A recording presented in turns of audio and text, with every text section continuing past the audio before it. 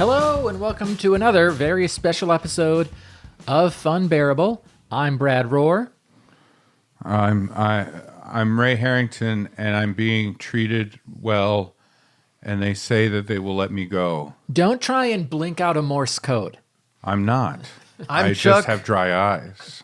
I'm Chuck. I lie to our victim Staten. I did try to leave, Yes. and the big guy with the gun, I'm calling him Big Daddy. Yeah. Yeah. Don't wake Daddy. Also, he's wearing a Big Daddy shirt. Yes. Also, the Big Daddy outfit from BioShock. And he's watching Big Daddy, so that's part of it. Yeah. I guess that- So there's a lot going on. Yeah. There's a lot going on. You know what? Like, his name is Mike, but he's like, you guys Oh, can his call name's me. Mike. He's like, you guys can call me Big Daddy, and we're like, Mike, you can't give yourself a nickname. And he so has. he's just trying and He's trying and doing trying. his best.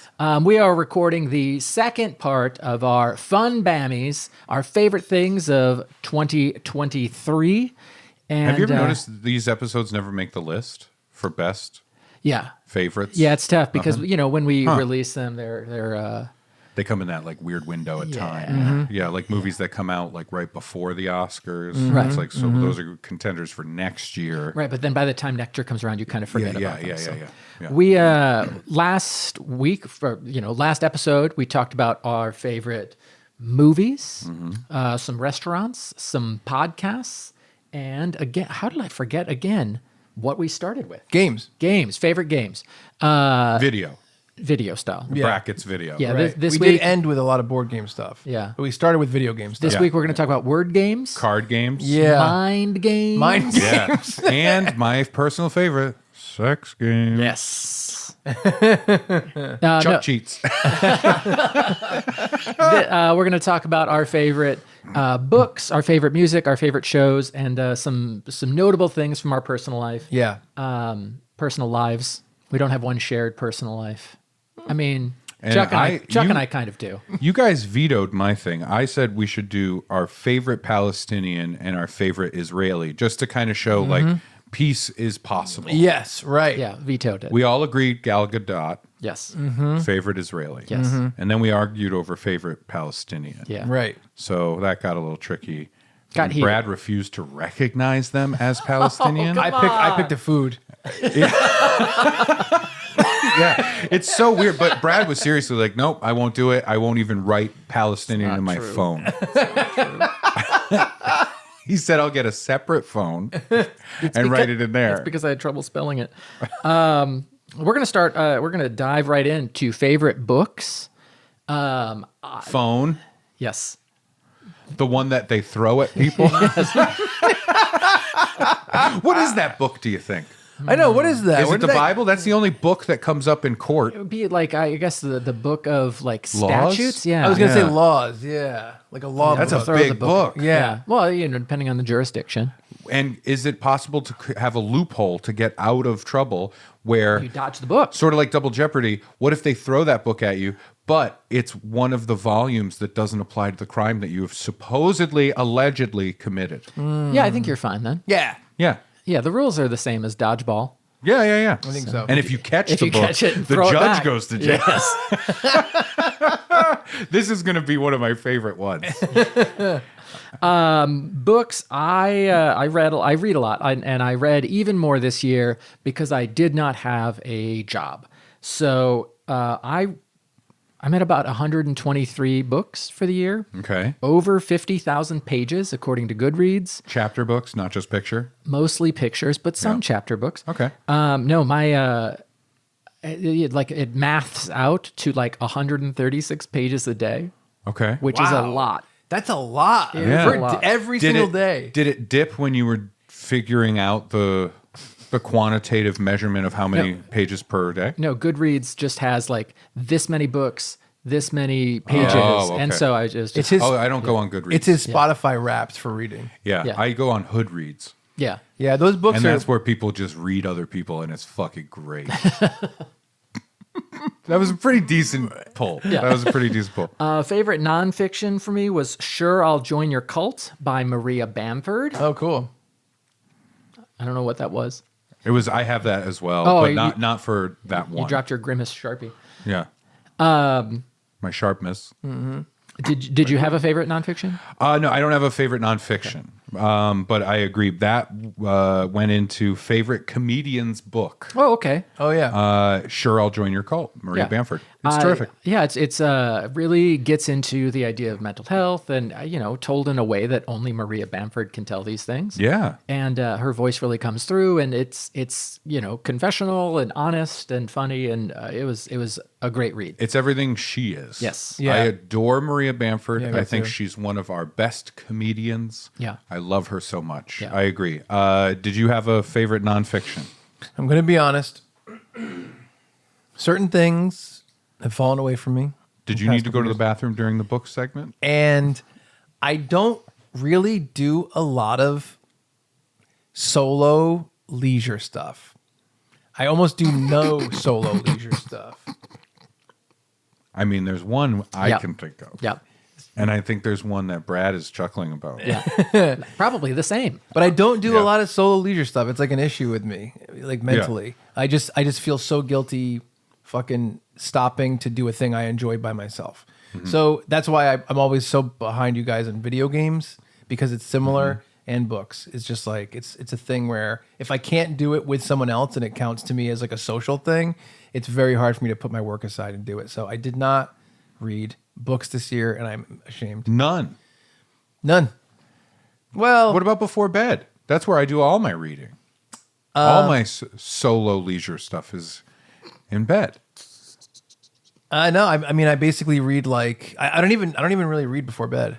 Okay. You know, Yeah. I take my little edibles and I go to sleep. When I feel sleepy, I sleep. What was the best menu you read? There's a twist at the end of that one. It sucks because there's like my brother got me the book from Rick Rubin for Christmas, which I'm wicked excited to read. And my buddy Bilal had gotten me Quentin Tarantino's Cinema Speculation. Yeah, There's yeah. a bunch of stuff that I want to read. I've heard a lot of great things about that. Yeah, there's a bunch of stuff I want to read, but That's fair. I gotta. This is one thing that I have to work on myself with is allowing myself to not feel guilty Yeah. about giving myself time that it's not productive. That's why I listen to so many podcasts. I'm like, well, Right. I can walk and I can exercise. I can wash the dishes. I can do this, and I just have an issue with my brains. That's fair. Yeah, Take a book to bed. I will. It's a good way to do it. Yeah. So my other category for this would be favorite book to listen to. Ooh, good.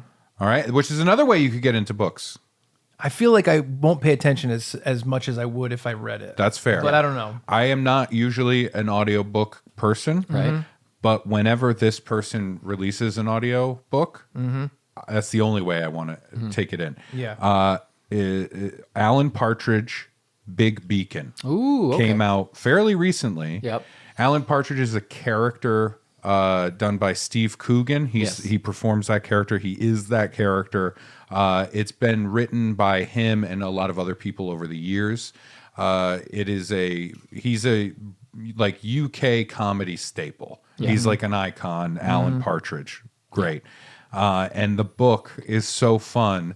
It's about him leaving the show that he was doing. He's a very selfish, very full of himself guy. He's leaving that show, and he does two different timelines, one leading up to having the show and deciding to leave, and then after Right. the fact, when he decides to buy an old lighthouse and refurbish it and have one of the princesses of the country come and like open the lighthouse. It's very funny. Yeah. Yeah. It's perfect Alan Partridge. If Right. you've ever seen or heard Alan Partridge, Yeah. it's absolutely perfect.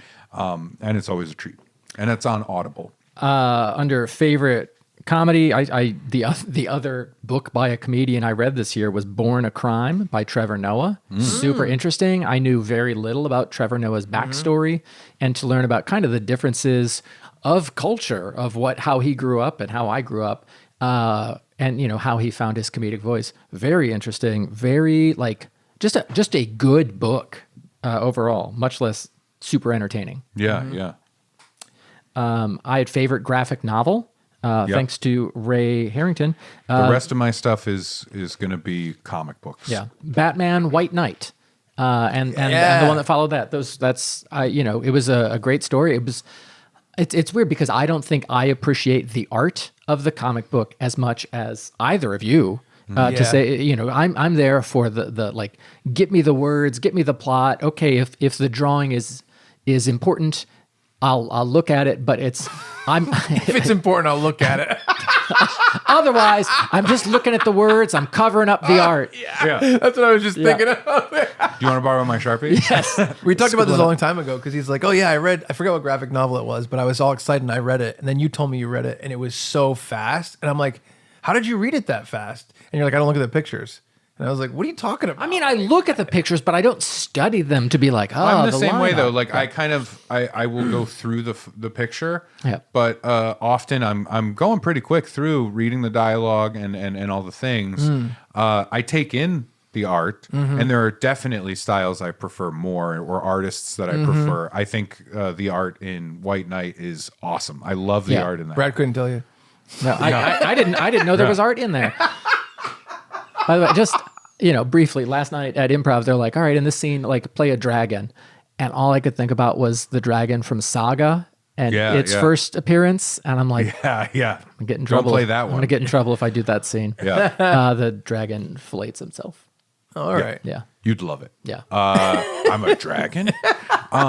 No, and, But yeah, and- Batman White Knight, Yeah. my favorite graphic novel this year. yeah, and Special Shadow because he writes and you know, draws everything. Yes. That's his thing. Sean Murphy. Wow. I love his take on Batman. You've heard me talk about it Yeah. off mic, but yeah, White Knight is a fun.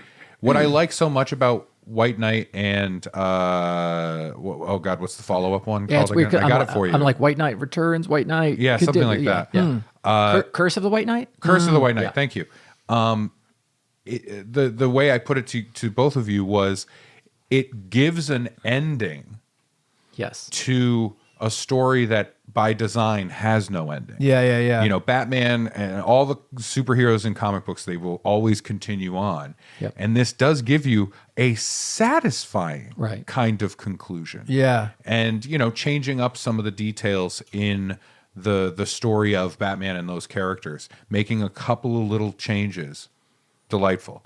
Really, really delightful. And then after that, you still have Curse. I don't know if you read Curse of the White Knight. Yeah, I did. Yeah. After that, Sean Murphy was like, "Hey, I'm going to do Beyond the White Knight." Oh, okay. I haven't read that. Yeah, and it's Batman Beyond Oh, cool. brought into the Murphyverse is what comic Yeah. book readers refer to it as, and I think that's so cool. Yeah. And it picks up at the end of Curse of the White Knight, you know, years later, Right. And instead of Bruce being an old man hiding in the mansion, Yeah. where Terry McGinnis finds him, Yep. he is in prison still from the end of Curse Yep. of the White Knight. Spoiler alert. But decides to break out because of the events happening. Yeah. It's phenomenal. Sean Murphy is a guy who knows Batman inside and out and is willing to take those risks Yeah. and change things up. Delightful. I Yeah. love that Yeah. made your list. That means a lot to me. Yeah. It's good stuff. I had favorite author was next. Oh, well, my favorite high concept comic book. Ooh, good. How's that? Yes. I'm differentiating. My favorite high concept comic book is 8 Billion Genies. I believe it was only 8 or 9 issues. Okay. The reason I call it high concept is just like 90s high concept action. Yeah. Where it's like, you know, the log line is going to be your beat. In this story, one day, 8 billion genies pop up, It's a lot of genies. and each person gets a genie on the planet, and they get one wish from their genie, and that's the concept. I wish for Chuck's genie. You can do that. Damn it. But what's so fun about it is it starts, and each issue, the first issue, is the first 8 seconds.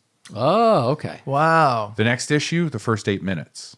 8 hours, 8 days, Wow. 8 weeks, 8 months, 8 years, and then I think like the last issue is like 800 years. Wow. And it's really fascinating. Yeah, it sounds fascinating. Yeah, the idea that everybody gets there are people that are terrified to use their genie. Yeah. Because once they make their one wish, it's over.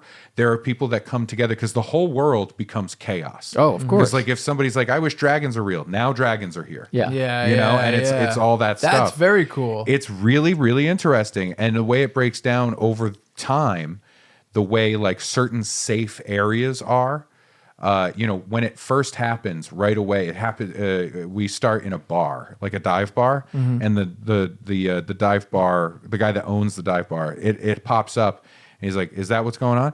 And he just looks at his genie and he goes, "My wish is for no matter what happens with any of the genies, none of the wishes can impact any of the people or things inside of this bar." Good, safe wish. Exactly, and it becomes like a safe haven. Yeah. Wow. Great. That's I love very it. cool, yeah. And like people start grouping together, and you get, you know, at a certain point, you get two different factions where people that have wishes left can go to this like safe zone, but they have to like give up their wish, their genie, to the greater good. Wow. And there's a war fought in a second because they're like, how many wishes do they have?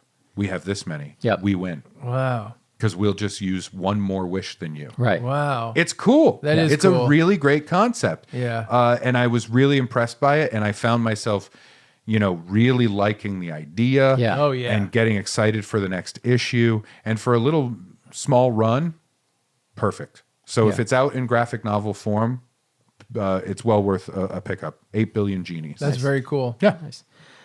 Favorite author, Michael J. Sullivan has written I can never say it, the Ryria Chronicles. I've gotten that a couple of Diary. Yeah, it was basically he wrote a series of 6 books, published them independently, kind of as 3 books, and then it got popular and picked up, and then he wrote kind of prequels to that. But he had established this fantasy world with this mythology, and he said, you know what, I'm going to go back and write the true story of the mythology. And so he wrote a trilogy, and that wasn't enough. So he wrote 6 books of this mythology, and he's like, all right, well, now I have to bridge the gap. So he wrote and kickstarted 3 books in between 2,000 years ago and the present day. And so the final one was published this year, and it's just, I read that one, and then I'm like, let me reread those first 6/3 books. And it's just such fun adventure, like the big lug who's like the good fighter, and then like the rogue who's kind of grumpy, and the classic interactions between the two. Yeah. Did you notice any parallels with that? I did. Like the big lug. Yep. The perpetually grumpy. Yep. And the horny one. That weird nymph that tries to fuck everybody. Yeah. The one that was like, oh, I want to bang a rock. Yeah. Yeah. That one. So I Hey, love that was a week ago. Yes. I might not And want to then do he that comes anymore. walking out of the woods, like dusting his hands off like this, and he's like, "Well, now to fuck Iraq." Naomi Novik. I finished reading the Temerant series about dragons, dragons and the Napoleonic Wars. She also has written a bunch of other stuff that I read this year.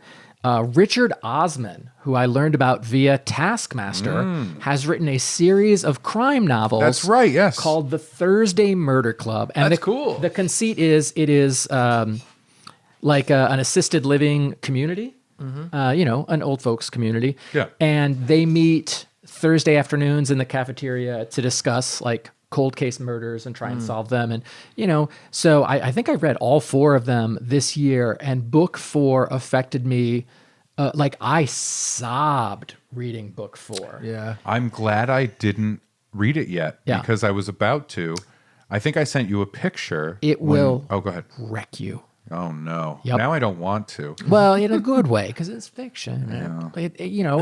Art is life to the max. I know. Yeah. I know. It's. I think I sent you a picture when I was in the airport in Athens. I saw it was when the 4th book had just come out. Okay. And you had talked about it. And I was like, Yeah. maybe I should read that. And I saw, it's an airport. You see the Yeah. books there. And I was like, oh, maybe I'll pick that up. Yeah. And do, like I live pre-internet. Right. And get a book at the airport Ugh, and read gross. it.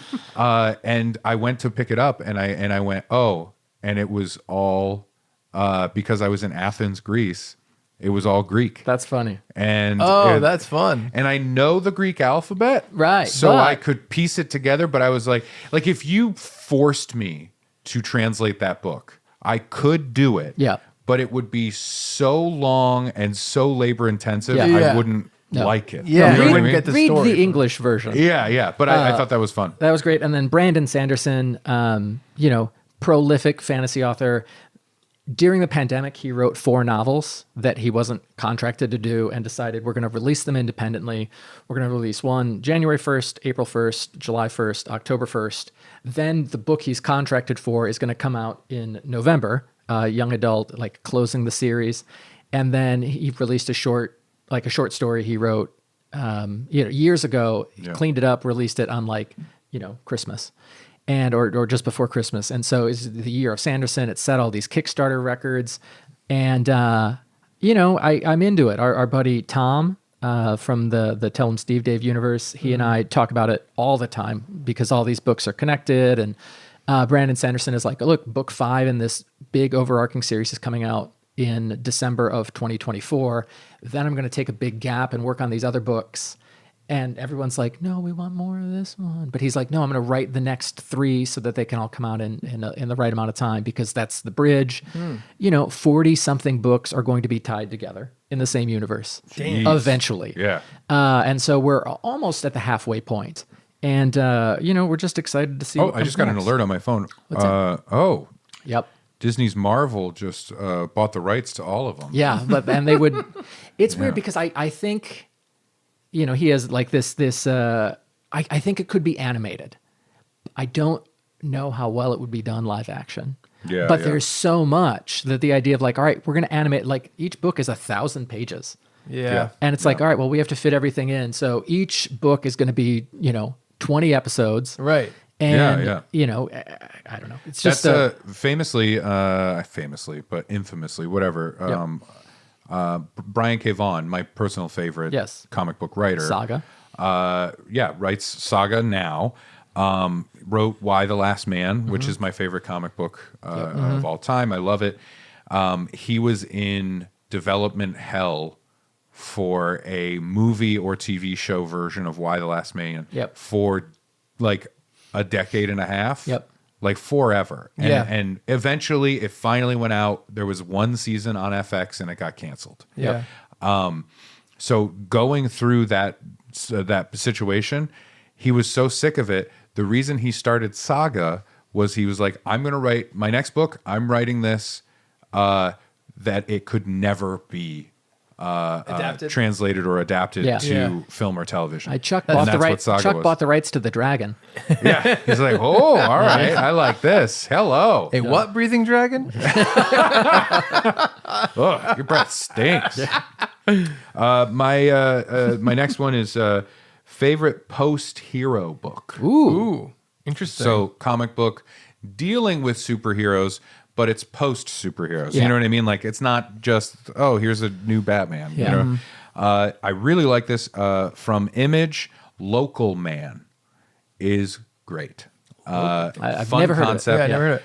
Local Man is a book it's currently running. It's essentially a guy who comes back to his small town in disgrace. Okay. He had been a member of a Avengers or Justice League style group. Yep. Yeah. It was a big deal. He had a certain name. I can't remember what the actual like superhero name he had. Yeah. But he gets kicked out of the group. He had slept with essentially Captain America's wife. Yeah. Right? Yeah. He gets booted from the group. Everybody hates him. Yep. When he shows up at home, there's one person that drives Uber in the town because it's so small. Yep. And that person shows up and like, aren't you, so-and-so? Yeah. And everybody's just like, fuck so-and-so, whatever the name is, Yeah. like, whatever, I can't remember. Things start to happen. We learn the backstory of why he was kicked out and how it wasn't essentially like his issue, that there's more nefarious things afoot. He decides to start doing good again, starts out small. Yep. But here's the rub, and this is why I think it's so interesting. When he was kicked out, He legally can't be called that name anymore. Oh, okay. He had a shield that he could throw. His superpower was he essentially can use anything as a weapon, like bullseye. Yeah. He can always hit the mark no Right. matter what. So the shield was he could throw it around, bounce it around and stuff. Legally, he can't use the shield. He can't use the name, and his face can't be recognizable. So he puts on a ski mask, a red ski mask. He doesn't use a shield, and he's doing his thing. And they're like, "Aren't you so and so?" And he's like, "No." Oh, that's and fun. Local Man is from the newspaper. Yeah. Local Man does this. Oh, yeah, that's and cool. he becomes Local Man. That's and I'm great. like, you know what? I love the storyline. That's great. Yeah, that's fun. So it's a really good book. That's great. Favorite books.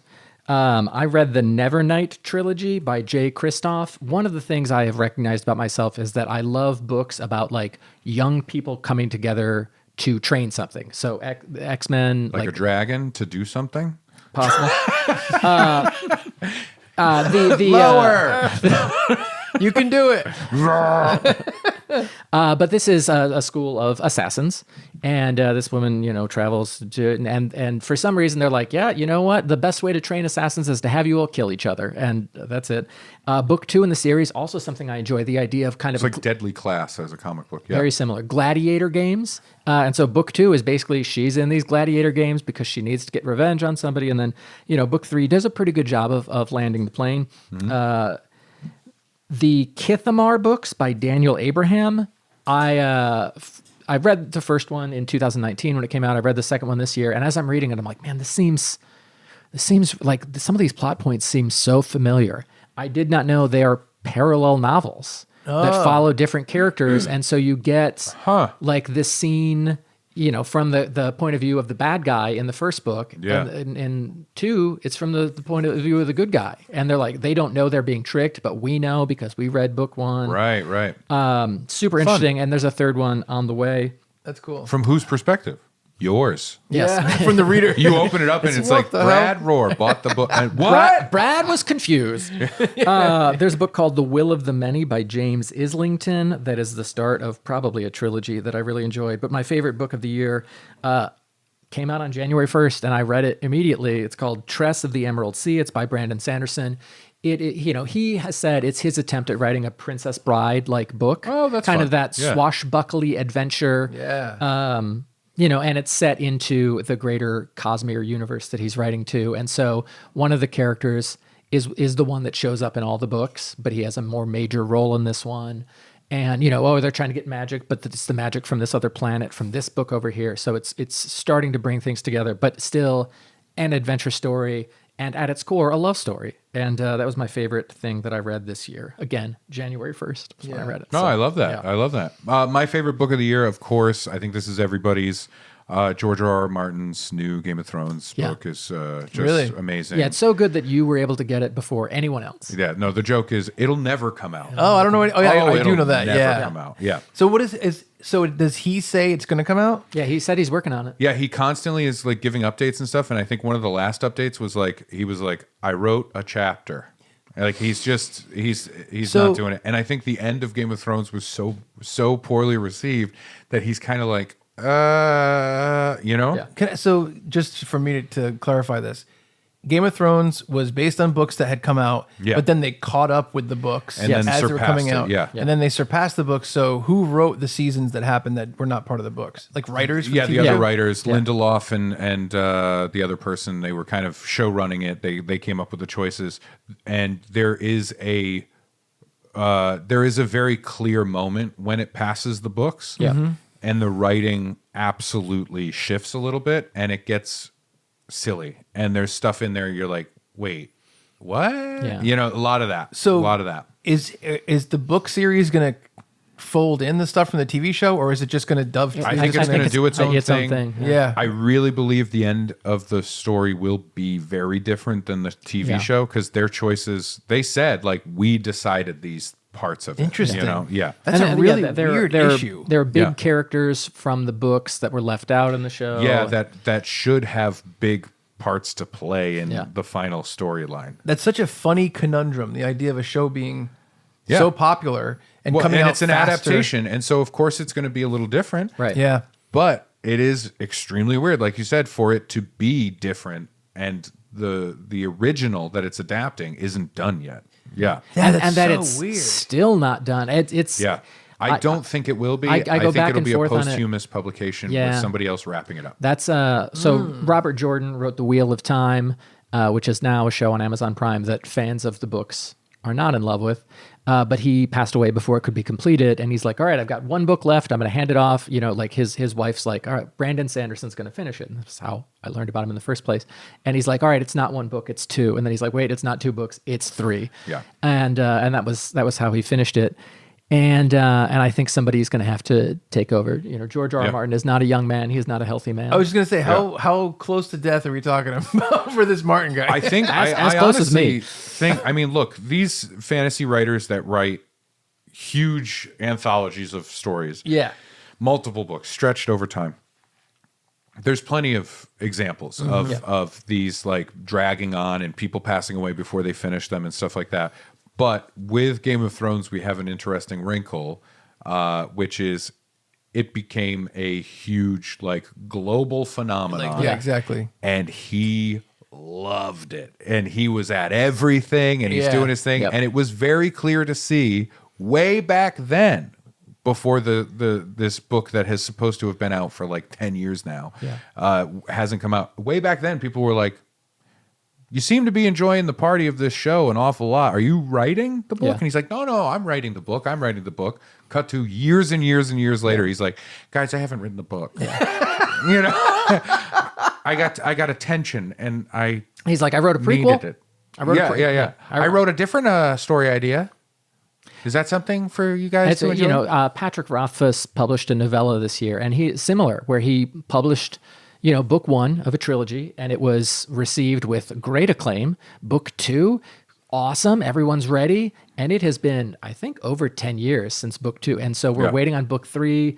He runs a charity, and he's like, "Look, if we raise a certain amount of money in my charity live stream, I will read a chapter from book three." And the money was raised, and there is no chapter to be seen or heard. Yeah. And so Wow. people are very frustrated. So he published a novella that was, you know, the extension and completion of a short story he had written. Weird. That, you know, again, like it's well written. I want book three. I want to know what happens to these characters. Yeah. But it also feels like I don't know if it'll ever happen, which Yeah. stinks. Oh, absolutely. My final thing, you know, I gave you some more sidestep stories. I believe 8 Billion Genies is on Image. Okay. Publication. Local Man was Image. And so I wanted to give you my favorite big two runs. Got it. Right? DC and Marvel. Yes. For Marvel, I have to give it, I think I gave it to this last year. I have to give it to Daredevil. Yeah, you did. Chip Zdarsky is still running it. Did a full reset of Daredevil, Interesting. which is He really can see fun. now. Yeah, and he has perfect vision. That's his superpower. Yeah, he's deaf too, which Oh, is wow. really weird. No, it's really fun resetting everything and essentially leaving the world that he was living in. And I don't know how familiar you are with Daredevil, but the fist and the hand Yep. are two things. Yeah. There's an evil entity that's been around, ninjas and all that stuff. And in this, it's essentially Chip Zdarsky going, what if he embraced it? What if he saw, I was trying to be a lawyer, I was trying to fix the world, I was trying to be a hero, I was trying to fix the world. Yep. It's not working. I'm gonna I was trying to work within those two systems. Ooh. I'm gonna fucking redo it. Yep. I'm gonna make my own system. And it's a really fun and interesting look at that kind of thing. So it's fun to see such a main kind of Like a mainstream character. yeah, like a mainstream character have this kind of turn with it. And Zdarsky's a great writer. He's Yeah, one of that's my cool. faves. And then for DC, this is just like a fun thing. I got to give it to World's Finest. Okay. World's Finest is a team up of Batman and Superman. Yeah. And it kind of embraces the old kind of idea of that team up in a Right. fun way.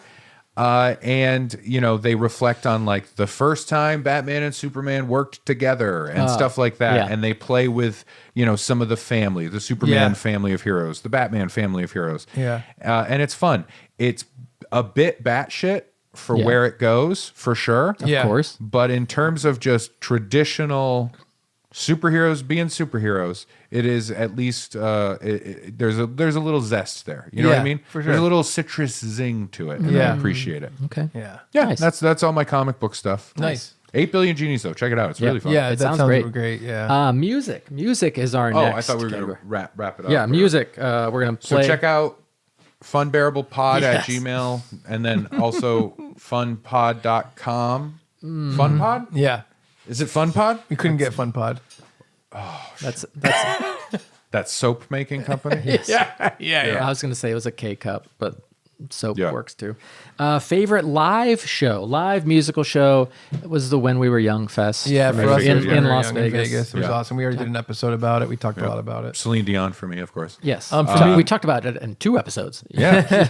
For me, my runner-up though Double was, Dion. was the Sum 41 Offspring Simple Plan show that we went to, Labor Day which I weekend. just kind of bought tickets on a whim because they were cheap on like a sale, and I didn't realize it was going to sell out fucking the Xfinity Center, and it was so shockingly effective. It affected me so much in terms of the way that the crowd reacted and what the brands brought to the table. I was just blown away. My other runner-up is the Goldfinger show. Was just like, again, for some reason, these shows just surprised me in some way. I don't know why, but they really did. I mean, we went to see Frank Turner and the Interrupters, and Yeah. that seeing Frank Turner live for me is always special. Yes. Because he really knows how to work a crowd, For sure. and I'm part of that crowd. And then I got to see Best X play like yeah. a little live local show, and I've been a fan of. It's weird because I'm like it's a solo project, so I've been a fan of hers for years, and so finally getting to see her live was pretty great. Yeah, that's Yeah. awesome. Yeah, and sound was good, and then then you have the awkward moment like at the merch table where you're like trying to talk over the music, and trying to not say something that somebody has said 100,000 times. Oh, I know. But like express support, Sure, but yeah. not be weird, but also like be memorable, but not in a bad way. Like I felt like a goon. Yeah, after I've that given show. it up. A long time ago, I gave it up. I bought a shirt. I'm like, though, great which- show. Yeah. Yeah. Yeah. You know, that's Yeah. all I could I was do. like, hey, I'm from Funbearable, and I was like waiting for acknowledgement. Like, oh, Yeah, of course yeah. she's a fun bear. Yeah. No, I told her I'd talk about the show on the end of the year podcast. So That's good. Thank you for watching. That's an interesting thing. I think Yeah. that's different than most people. yeah, Yeah. Well, we'll talk about the record in a little bit, but live show. It was Yeah. great. To see a band you have wanted to see for a long time. Right. Great. That's how I'm going to feel when I finally get to see Nirvana play live. You know? What? Nothing. Well, no, I think Dave Grohl will take the time to come over, after, he Foo Fighters, Yeah, yeah. exactly. Yeah. Why? Is there, No. did they break up? No. No. No. Okay. Cool. No. Okay. No, we're fine. Yeah. Yeah, we're fine. good. We're fine. We're fine. Yeah. We're fine. Yeah. We're good. Yep. That and Biggie. Holograms. That's what he wants. Is that to a say. band? Yeah. Yeah, Jen and the Holograms. Jen and the Holograms. Oh, okay. Yeah. It's really outrageous. I don't have a favorite live right. show. Yeah. I gotcha. Favorite sad song. I don't know why it's still a category, but it is. I don't have one. I like that. because I don't like thinking about Favorite sad song. You don't like sad songs? it. No, I like sad songs, but I just don't want to think about it. One More Time by Blink 182. One More Time by Blink blew me away. and- Blink's going to be on my list a lot. My other one was A Very Musical Meltdown by Reb Day. And it's kind of a jaunty tune. I played it for Ray on the way to or from Staten Island one of the times we drove. And it's, it sounds like it belongs in a musical, but it's about being sad and about like your dreams not coming true and about how hard it is to succeed in a creative field. And it's just really well done. Yeah. My other two songs were Painting by Jaybird, which I think is a pretty small, like I'm sure that people haven't really heard of it, but seek it out. It was really good. It came up on like a playlist of like, you might like this or something. And it was incredible. And then a song I was listening to all year is the song Take Me Home, originally by Snuff, which is like not a very well-known English. I believe it's the title of that is Country Roads. Yeah, that's right. It's, That's by, what it it's, is. it's, by, it's by a little punk band named John Denver. Yeah. But Snuff is like, it's actually like and this band inspired Less Than Jake to start a band. Yeah. So they started in like 94 or something like that. So it's an older English punk band, but the band, the Mad Caddies, covered it. And I've been listening to both versions back and forth all year. It's fucking incredible. I will throw in a sad song. Throw Thank it. you. It didn't come out this year. That's all right. But it impacted me the most this year. There you go. Dawes is a band. Yeah. They're good. I like Dawes. I like their earlier stuff. Time spent in Los Angeles. Yeah. There is a song, A Little Bit of Everything. And I really like the song. It's a very sad song. And I wanted to start playing it. So got out the guitar. Yep. Yeah. Totally fine. Playing it. Oiled up the strings. Yeah. Rosined my fingers. Licked the frets. Yeah, got it. You got. Well, you have to have wet frets. Right. Do you play dry? Dry frets? Gross. He would though. He would. You know why? Because he's only thinking about his own little fingers. He's not thinking about the other thing involved. No. A little bit of everything. So I tried to cover it, and it took me so many run-throughs of it to be able to sing the second verse without crying. Yeah. Like singing it is wow. rough. It's it starts with a guy stepping over the railing of the San Francisco Bridge. Yep. And he's gonna do it, that kind of thing. And then the next verse is a man at a buffet, like an elderly man at a buffet who lost his only son. And the third verse is a woman getting ready for her wedding and doing all the planning. Right. And it ends on a kind of more upbeat note. But it's a beautiful song. It's one of those kind of life encapsulation songs, and it's really wonderful. Do you remember when we drove to your house and we were supposed to arrive at the same time as you? And Ray and I were in one car and you were in the other in your car? Probably November, October. Ray played it for me and was crying so hard that we missed our turn. We ended up driving through the He city. blamed me. I did. He's the leader of the car. that makes sense. Yeah, That's it's fair. tough. And you got pissed at me because I wouldn't wear that sash. That said leader of the car on it. Favorite single, a song that was released as a single. Yep. For me, it was Hope is a Dangerous Little Thing by the Menzingers. Oh, I thought it was going to be the Menzies. Nope. Nope. No, okay. Nope. All right. Great band. Yeah. Don't play often, like once a month. Yeah, they only play like once a month. Yeah. And sometimes they play and it's like brief. Yeah. And then sometimes they play and it's like, whoa, that's heavy. Yeah. You know what I mean? No, the Menzingers, the little rock band that I enjoy, Hope is a Dangerous Little Thing. It's just a good rock and roll song. Yeah. For me, it was Players by Coily Ray, which is a big song this year. And they did a remix with DJ Sage, and it incorporated a song that I love from Busta Rhymes from like 1997. And what's cool, I mean, I love that they did this. I mean, I love the original remix in general. Then Busta Rhymes came back and did a verse on it, and they re-released the song with his look at verse. that, yeah. Wow. You know what? That happened multiple times recently because Lotto did a song that sampled the Mariah Carey song, and it got so big that Mariah Carey did a remix of it with her and did more vocals for it. That's like cookies and cream flavored Oreos. Yeah. Where it's like- yeah. You know, you have But yeah, the Oreo, but Players by flavored Oreo. Coily Ray. Yeah. I mean, it was around a Well, I lot, get but condom flavored condoms. Yeah. That's because you're Good for only a snack. It's because you're only thinking about yourself. You're not thinking about the other person involved. No, I want them to know I'm wearing a condom. Okay. But What if I just dipped it in strawberries? but Players by Coily Ray was great, and then my runner up was the song called "Ready for It" by Taylor Swift.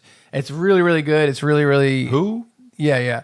But it's not really a new song. I think it's from a couple years ago. But Yeah. I really like it a lot. That's fun. Yeah, it's good stuff. My favorite single, I got to give it to it. It's not new this year, but it's new to me. There you go. Number one at my heart, Covered in Chrome by Violent Soho. Oh, Yeah. yeah. It's a great song. It's one of those, the hook of it is instantly like everybody screams it. So Violent Soho is an Australian band. Yep. It's kind of like post grunge, right? It's grungy, it's pop punky, there's elements there. Basically, I think anything that you liked growing up, I liked growing up, it's like all that influence is there. Yeah. And this song has a hook of hell fuck yeah. Yeah. Yeah. And what they didn't realize was how into it live audiences would be, because they are they're considered one of the best live bands in Australia. Yeah. They've recently gone on a hiatus. Yes, because I found them, so they got to go on hiatus. But yeah, people love it, and everybody's hell fuck yeah, stuff like that. That's awesome. Which is unfortunate. It means a lot of the merch I can't get. Yeah. like I can, but I just don't want to. I don't want to wear a hat that says hell fuck yeah. We've been over that, right? Yeah. But yeah, Covered in Chrome, great song. Killer. Nice. Favorite song that wasn't necessarily released as a single? For me, it's the song Sting by Jetty Bones. Just like with Hell Fuck Yeah, I like songs with swears in them. And this has it. It's, I hate to break it to you. I'm giving up. Hate to be the bearer of bad news. The whole thing's fucked. And I'm like, yep. Yeah, It sure that is. was my resignation letter. Yeah. Yeah, You take that, Arby's. corporate. By the way, the way you said that, I don't want any newer viewer listeners to go think back. I work at Arby's now. Well, This no, was not like- after the this was resignation resignation letter. It was high school. It was high school. I want to be clear about that. You can't catch me at a local Arby's slinging beef.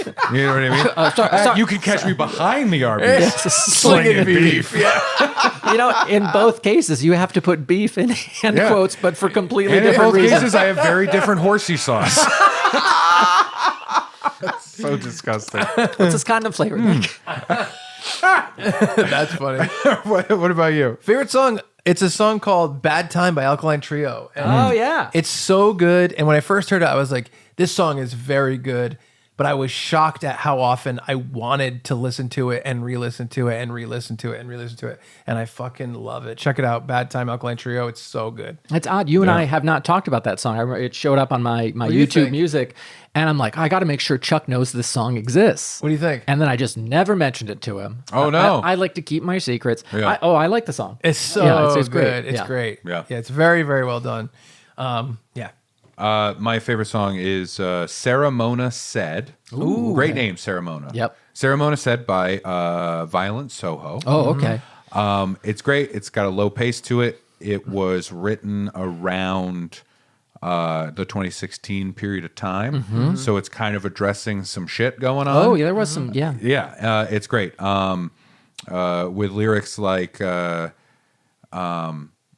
the TV hums, it makes me anxious. I love that. I think that's a great line. And it's a fantastic song. I mean, I love Violent Soho. Yeah. This is like a slower paced one. It's got that perfect vibe that I'm looking for. Yeah. Yeah. That's like a Feel the Pain by Dinosaur Jr. Yeah. If I could plug that into whatever algorithm and Yep. say, just give me songs that feel like this, Yeah. I would be happy. That's great. Yeah.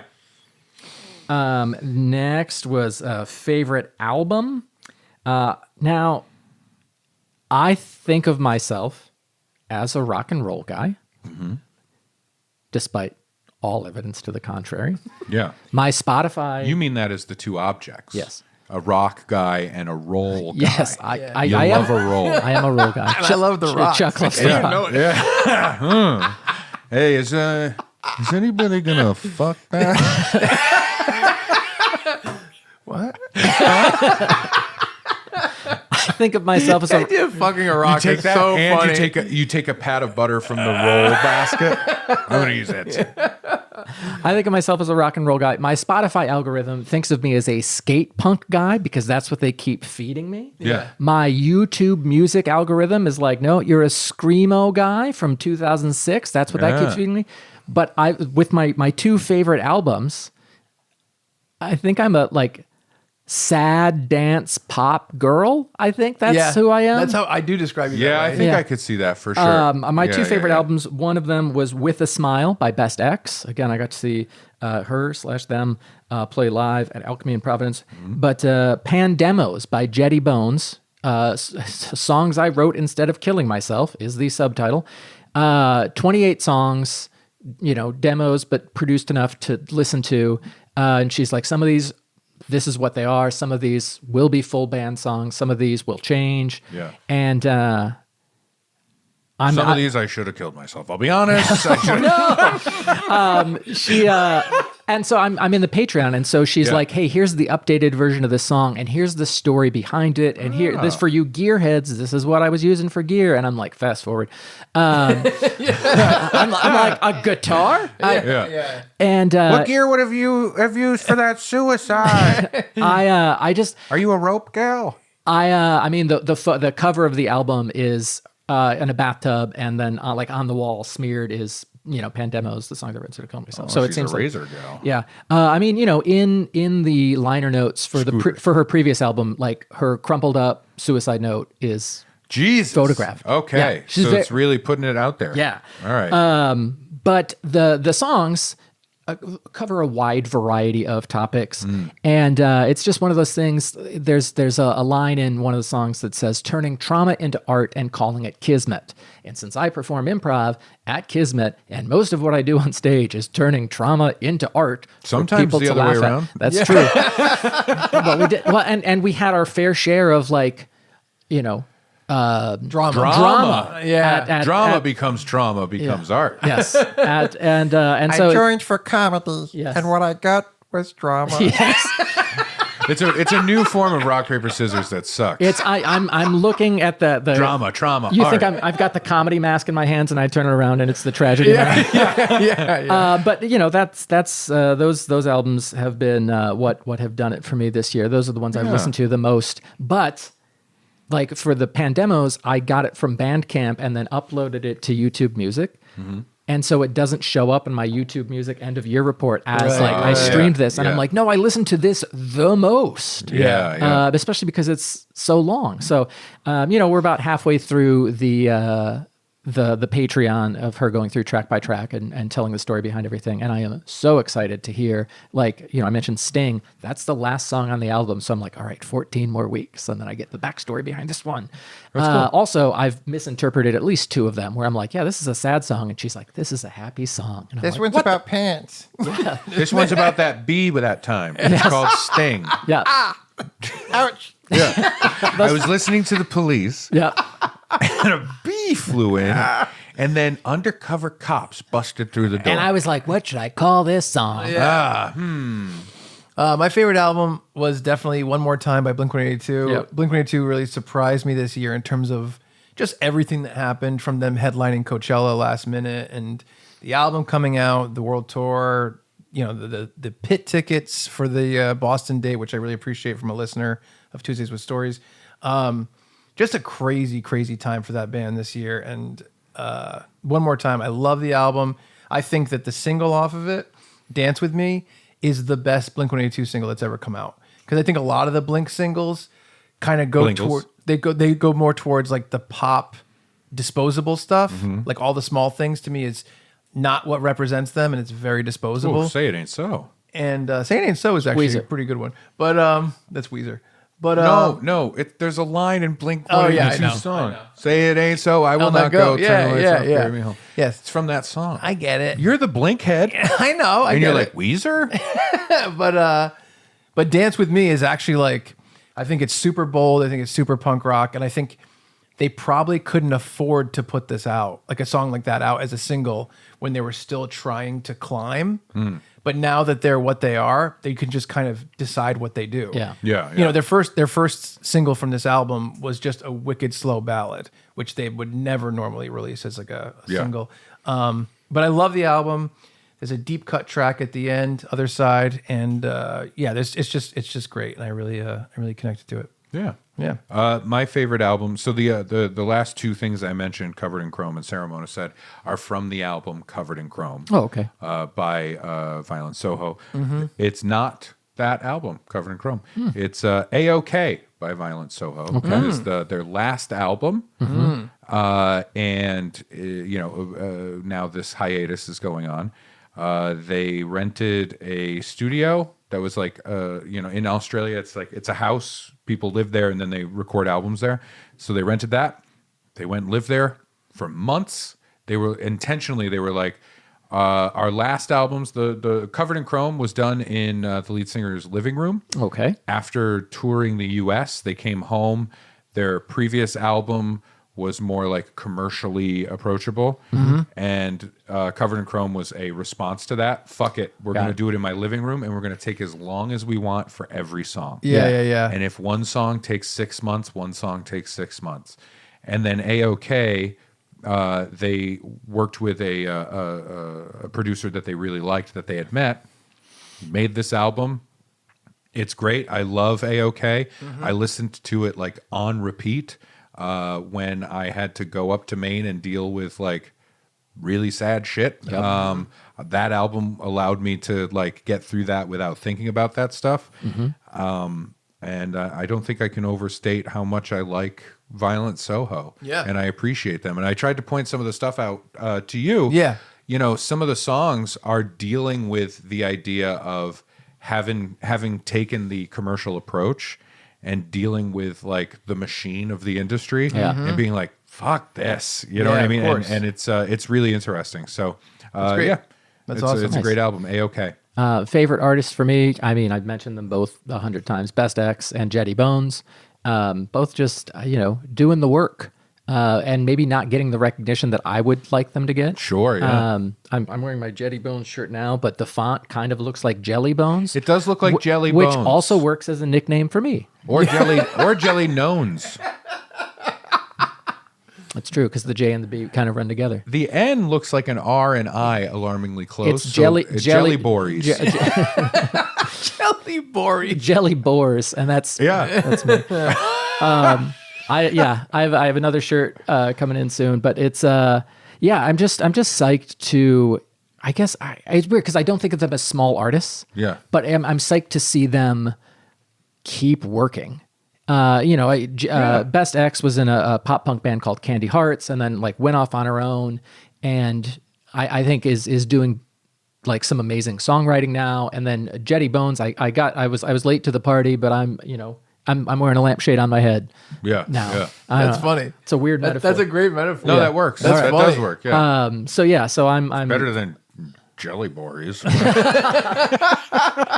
Although I would listen to a song called Jelly Bories. Yes. But yeah, those are my favorite artists of the year. Yeah, my favorite artist this year is Blink. It's just too much a great story of what happened since they came back. And it's kind of cool. There's some behind the scenes stuff that people that connects them more to other musicians and to the world of punk rock and stuff like that I think is very supportive, where Matt Skiba, who was in Blink and took over for Tom as he left, now he's kind of back doing Alkaline Trio, and the drummer of Tom DeLonge's other band, Angels and Airwaves, just joined Alkaline Trio. So there's a real family element to a lot of this stuff with Blink now that I really appreciate.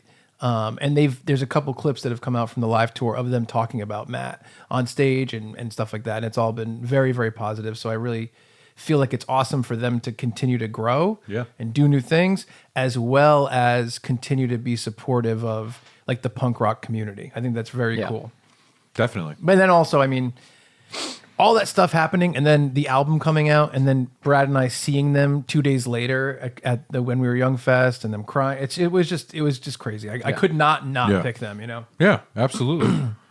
It comes as no surprise.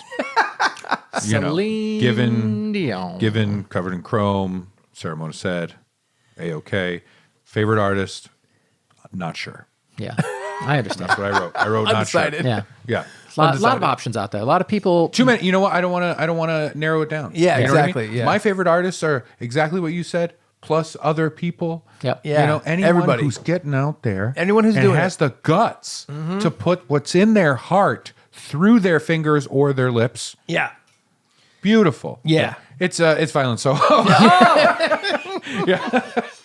Yeah, makes sense. Of course. Yeah, Wet Leg was like the band for me last year. Yep. Yeah. Violent Soho is absolutely the band for me this year. Yeah. One is from the Isle of Wight. One is from Australia. What is going on? Yeah. But I love them. Yeah. I Hey, absolutely that's love great. them. And I'm excited. I'm excited to see what Wet Leg does next, because they're still a band and they've only done one album. Yeah. And in the time since I found them, have found out a lot more about them. Mm-hmm. The fact that album exists is wild. It's a pandemic product. Yeah. Yeah. And it's great. And Violent Soho, I really hope they come back together. I want them to, but I really respect their mindset of we went to the machine and we didn't like the machine. Yeah. But we're going to make our shit. Yeah. You know? And it's wonderful. That is great. That's it. My final So thing of do you have, thanks for listening to. do you have a band that we- you got into this year? No, I don't. So for me, I never listened to the Boston self-titled album before, and this year I got crazy into it. Oh yeah, you did. And Almost irritatingly so. and also like Were you like doing lines while you were listening to it? and on also vinyl? a lot of other 70s and 80s rock like Dewey Brothers and Allman Brothers and stuff like that. All which the was- brothers. which is really fun. Yeah. And Blues. and and honorable Hanson. mentions honorable mentions Los Straitjackets, which a lot of people don't know, they're a surf rock band and they're fucking awesome. Continued to get into Frank Turner. And Green Day came out with the 30th anniversary of Dookie with a ton of like demos and songs they actually recorded that were cut off of it or used later. And it was just very cool to have such a deep, deep dive into the history of that album that was so important to me. Yeah. So it was very cool. Oh, I wanted to give you a recommendation. Okay. You like Frank Turner an Yes. awful lot. There's a very Frank Turner feeling band that keeps coming up whenever I put on like Give Me More Violent Soho. Tank Ferner. No, it's the Smith Street Band. Okay. I would highly recommend you check them out. If Yep. you like Frank Turner, I think that's right up your dirty little alley. Smith Street Band. That's where It's dirtier than you'd expect. Yeah. A lot of rocks in there. beef keeps getting slung down my dirty little Yeah. terrible. Favorite shows is our next. This is Oh, serious. this is going to be a long one Yeah, for me. streaming. Is it? Yeah. Streaming and or TV. So before the episodes, before we started recording, you were like, "Hey, movies a little weird this year, right?" You know, talking Yeah, about like what's yeah. there to pick from and stuff. And it's I say this all the time, but I think it's because so many people that used to take chances and make films, Yep. like mid-budget films, Yeah. they're making TV shows. Yeah, right, and for sure. So there's just more there. Right. Yeah. So yeah, let's do it. Biggest surprise, I had the Netflix series Quarterback, which followed the lives and times of 3 NFL quarterbacks, Kirk Cousins, Patrick Mahomes, and Marcus Mariota through the season. 8 episodes. Very interesting to see the differing approaches they all have, the differing levels of success. And, you know, I'm a Chicago Bears fan. Kirk Cousins plays for the Minnesota Vikings, and so there's a good natured, you know, like rivalry. But like to see You him, say good natures, but I've seen the yeah, things you write in that notebook. right. Kirk Cousins was like Him that counts as good nature. Yes. You should have seen his notebook from 3 years ago. Oh, okay, yeah. Kirk fair Cousins seems like a good dude. Like, you know, if you you know, if you were like, oh, I'm at Finn's basketball game, like Finn's playing and I'm sitting next to this parent and, you know, it's just, we had a good conversation about like fatherhood or whatever. Like that could be Kirk Cousins. enough. Is he an only child? Do you know? I don't know. I desperately want to be able to say those are the Cousins brothers. That's I funny. really want to say the Cousins brothers. Yeah, or the cousins. That's later. Yeah, of Yeah. course. That's later. We'll look into it. That's But yeah, the spinoff. I enjoyed watching the show Quarterbacks, and Yeah. I feel like I learned a lot. I bet I would love that show. I've been so into Netflix's sports documentaries. I think they're so well produced. Most of them are called Untold, and I love them so much. But I'd love to watch that. I'm gonna keep my biggest surprise a surprise for later because it's gonna tie into something. What you got? Mine, genuinely, I can't believe this is on a list. That's how surprising it was. Yeah. Wow, that's pretty I like surprising. that. Peacock's Twisted Metal. I know. Whoa, I know. Anthony I want to watch Mackie. it. I don't know how they did it. Yeah. Peacock, we've talked about this before. They're doing very good. They're doing very well in terms of like what they're putting out. Yeah. And Twisted Metal, I saw the promo for it, and I'm like, okay, Yeah. this is a bummer. I like Mackie, and I Yep. like I can't remember the actress's name. She was Brooklyn Nine-Nine. Yeah. And Will Hines is in it as well, sort of. And And Samoa Joe. sorry, Will Arnett. Will Arnett. Will Hines is a improviser Yeah. in L.A. Yeah. Yeah. But Will Arnett is sort of in it. But He's the voice of Candy Sweet Guy, Tooth. Sweet Yeah. Tooth, and yeah. Samoa Joe plays Candy Sweet Boy. Tooth. Yeah, that's right. It's great. And I heard. Here's what's wild. Like I was like, hey, to my wife, I do this often with stuff we're unsure of, where I'm like, I'm interested in watching this. Do you want to watch the first episode with me? And if you're into it, we will continue. If not, I'll just watch this on my own, Sure. like when you go to bed or whatever. And we watched the first episode. She's like, yeah, let's watch the next one. And then after that, by the end of the season, She's wearing a sweet tooth. yeah, mask. she's like, I can't wait to watch that. And when it was over, she's like, I want more Twisted Metal. That's insane. Yeah. Yeah. That's bananas. Can you give me it's a- funny, like- it's fun, and it's got the right lightheartedness approach to this thing. Very tongue in cheek. Right. And it's post-apocalyptic. Oh, yeah. And this was the show that within the first episode saying to Kalina, it's like, oh yeah, someone remembered that like the apocalypse can be funny. Yeah. Yes. Everything is all Yeah. Walking Dead level, like dark, bleak, sad, and it's like, let this be lighthearted. Can you give me a like a sentence like it's basically this meets this meets this or something like that? Is it Mad Max? Is that part of it? No. I mean, the cars are there. It feels more like Walking Dead in terms of the world that it Okay. lives in, Okay.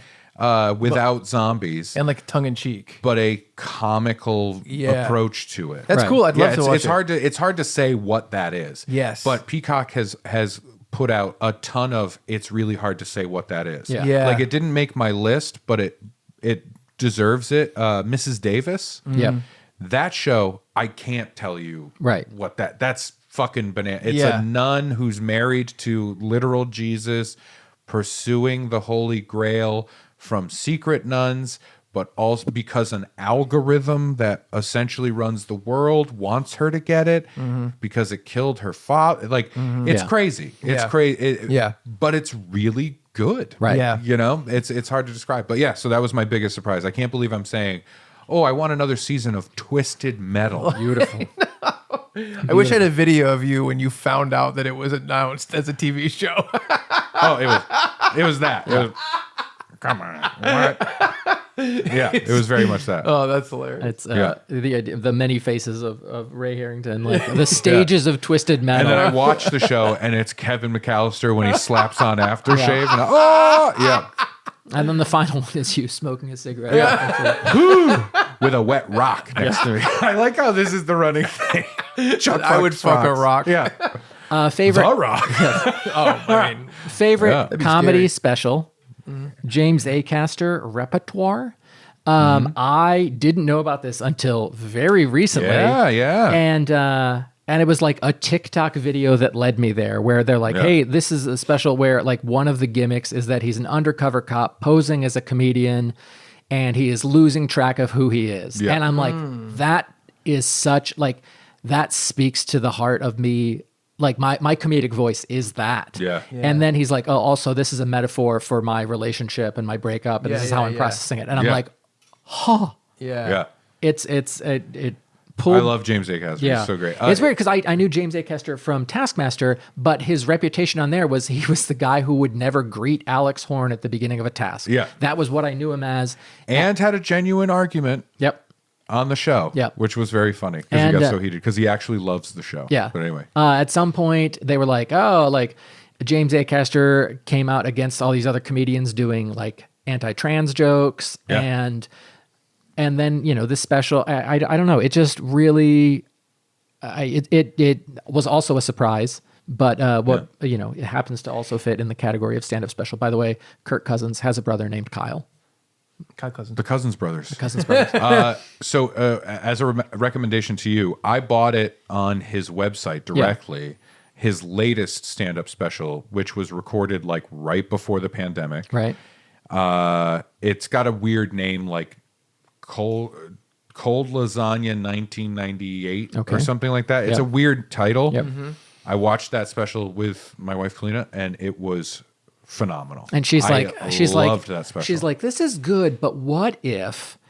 what if he was in a car and it had guns on it? Yes, lots of guns. And there was a clown with a fiery hair. Does somebody play Axel, like the guy who's just got two big tires and he's just standing? Not yet. Okay. Maybe season 2. You know what? I'd like to audition for the role of Axel. I'll stand here with my Christ pose.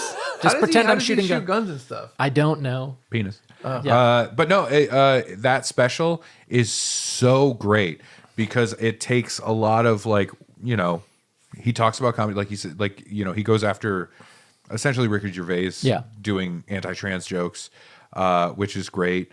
And he has a story for a bit because it's a traditional UK special where it's 2 parts. There's an intermission and it's like 2 hours long. He tells the story of his girlfriend that he had been a long-term girlfriend.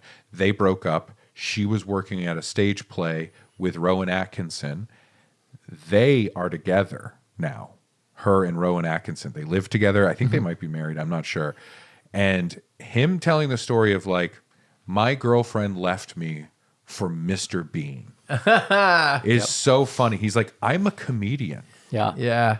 I've admired that man since I was a child. That's hilarious. And because Mr. Bean doesn't, there's not a lot of dialogue, it's universal. And I'm British. And if I go away on a trip, everybody in another country, they're like, oh, Mr. Bean, right? Yeah. And they're constantly reminding me of who my girlfriend left me for. That's it's hilarious. so good. Yeah. That's it's great. so good. Yeah. That's very funny. My favorite comedy special, it's weird because it's kind of affected by my relationship to the material. And it's Mike Birbiglia's The Old Man in the Pool. Yeah. And I think it's because obviously I know Mike and I worked for him. And me and my parents went to go see this live in New York last January. We saw it being performed right when they were filming it. And it feels like he does these kind of one-man show, hybrid specials. This one feels like it has the most punchlines of anyone I've seen. Wow. And it's very, very well constructed.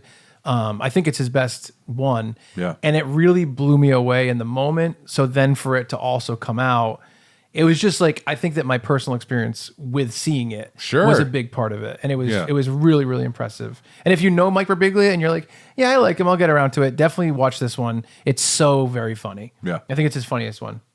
I like that. Yeah. Before I say favorite special, I want to throw out favorite album. Okay. Comedy album. Yes.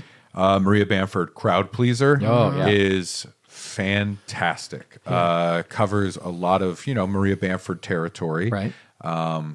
Goes over the death of her mother. Right. And it is it's great. I'm amazed. She has so many specials and albums out. I'm just so I respect so much the fact that she can put out another, and it's just DJ Khaled, another one, Yeah. another one, Yeah. another one, Yeah. and it's banger. And I'm really happy with that. Favorite special, guys, it's a 3-way tie. Wow. 3-way tie. That is a lot of ways. And I try not to say the phrase 3-way Right. around certain people. 2 rocks. What do you mean? Did you call me? Somebody say something and you have rope. 3-way tie, right? Joe Pera, Slow and Steady. It was released on YouTube. Yep. He did it himself. It's a fantastic special. Yep. It's I appreciate it so much because it's a different speed. Yes. You know what I mean? Yeah. Slow and steady. Yeah. It is a different vibe and it's killer all the way through. Yeah. Yeah. Loved it. We saw him in January, and it was the first time I really saw his comedy. So it good. was killer. Yeah. I have to recognize John Mulaney, Baby J. I didn't watch it yet. Oh, It's great. It's I really, can't- really I'm great. sure it is. He addresses everything. He does it right. You know what I mean? Yeah. And it's super, super funny. And I really appreciate that. Yeah. You know what I mean? Yeah. And talk about a huge, very public, freak out, burnout kind of situation. Yeah. Breaking up with his wife, going to rehab, being in this new relationship and having a baby and tabloid bullshit, Yep. all the stuff. And to come out with a really genuinely funny special is covering it is really impressive. Yeah, Really, for really sure. impressive. for sure. I know it's not the same thing when I make this parallel. Please don't take it that way. Uh-oh.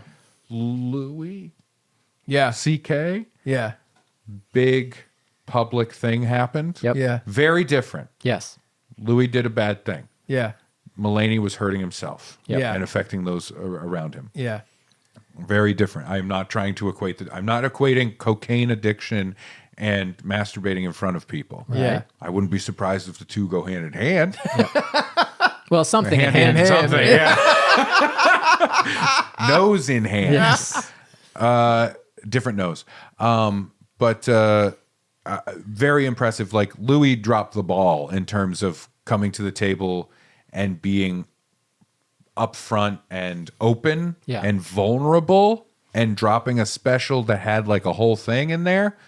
I understand it's a very different situation. I understand Yeah. a lot of people would be like, I don't want to hear it. Yeah. I get that. But I'm very impressed with Mulaney being Yeah. like, I'm a tabloid guy. Yeah. Let me bring it to the table. Yeah. And then the third in that three-way tie, I got to give it to it. Kyle Kinane, Shocks and Struts. Oh, we that was watched great. it at your place in Yeah. Staten Island. Yeah. I loved it. You know, and as somebody who's a big fan of Kyle and a friend, I will admit that.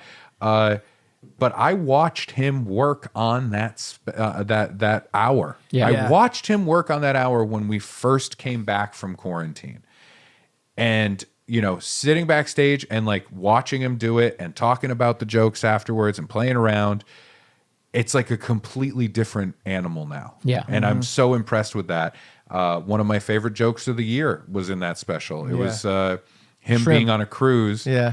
And when he's in a hot tub on a cruise ship, he likes to play a game, Catch of the Day. Yep. Which is he kind of lifts his crotch up, pulls the bathing suit over so the netting is available, and he sees what he caught that day. And it's usually a couple of scallops and a shrimp. Yeah. And it's just it's so love dumb, that, yeah. but it's like Yeah. it's Kyle's great at, you know, being introspective and thoughtful, but also really reveling in a knowledgeable dumb thing. Yeah. Yeah. Right. It's dumb that I'm doing this. Yeah. You know, and I love that. Yeah. So those are my three sure. specials. Nice.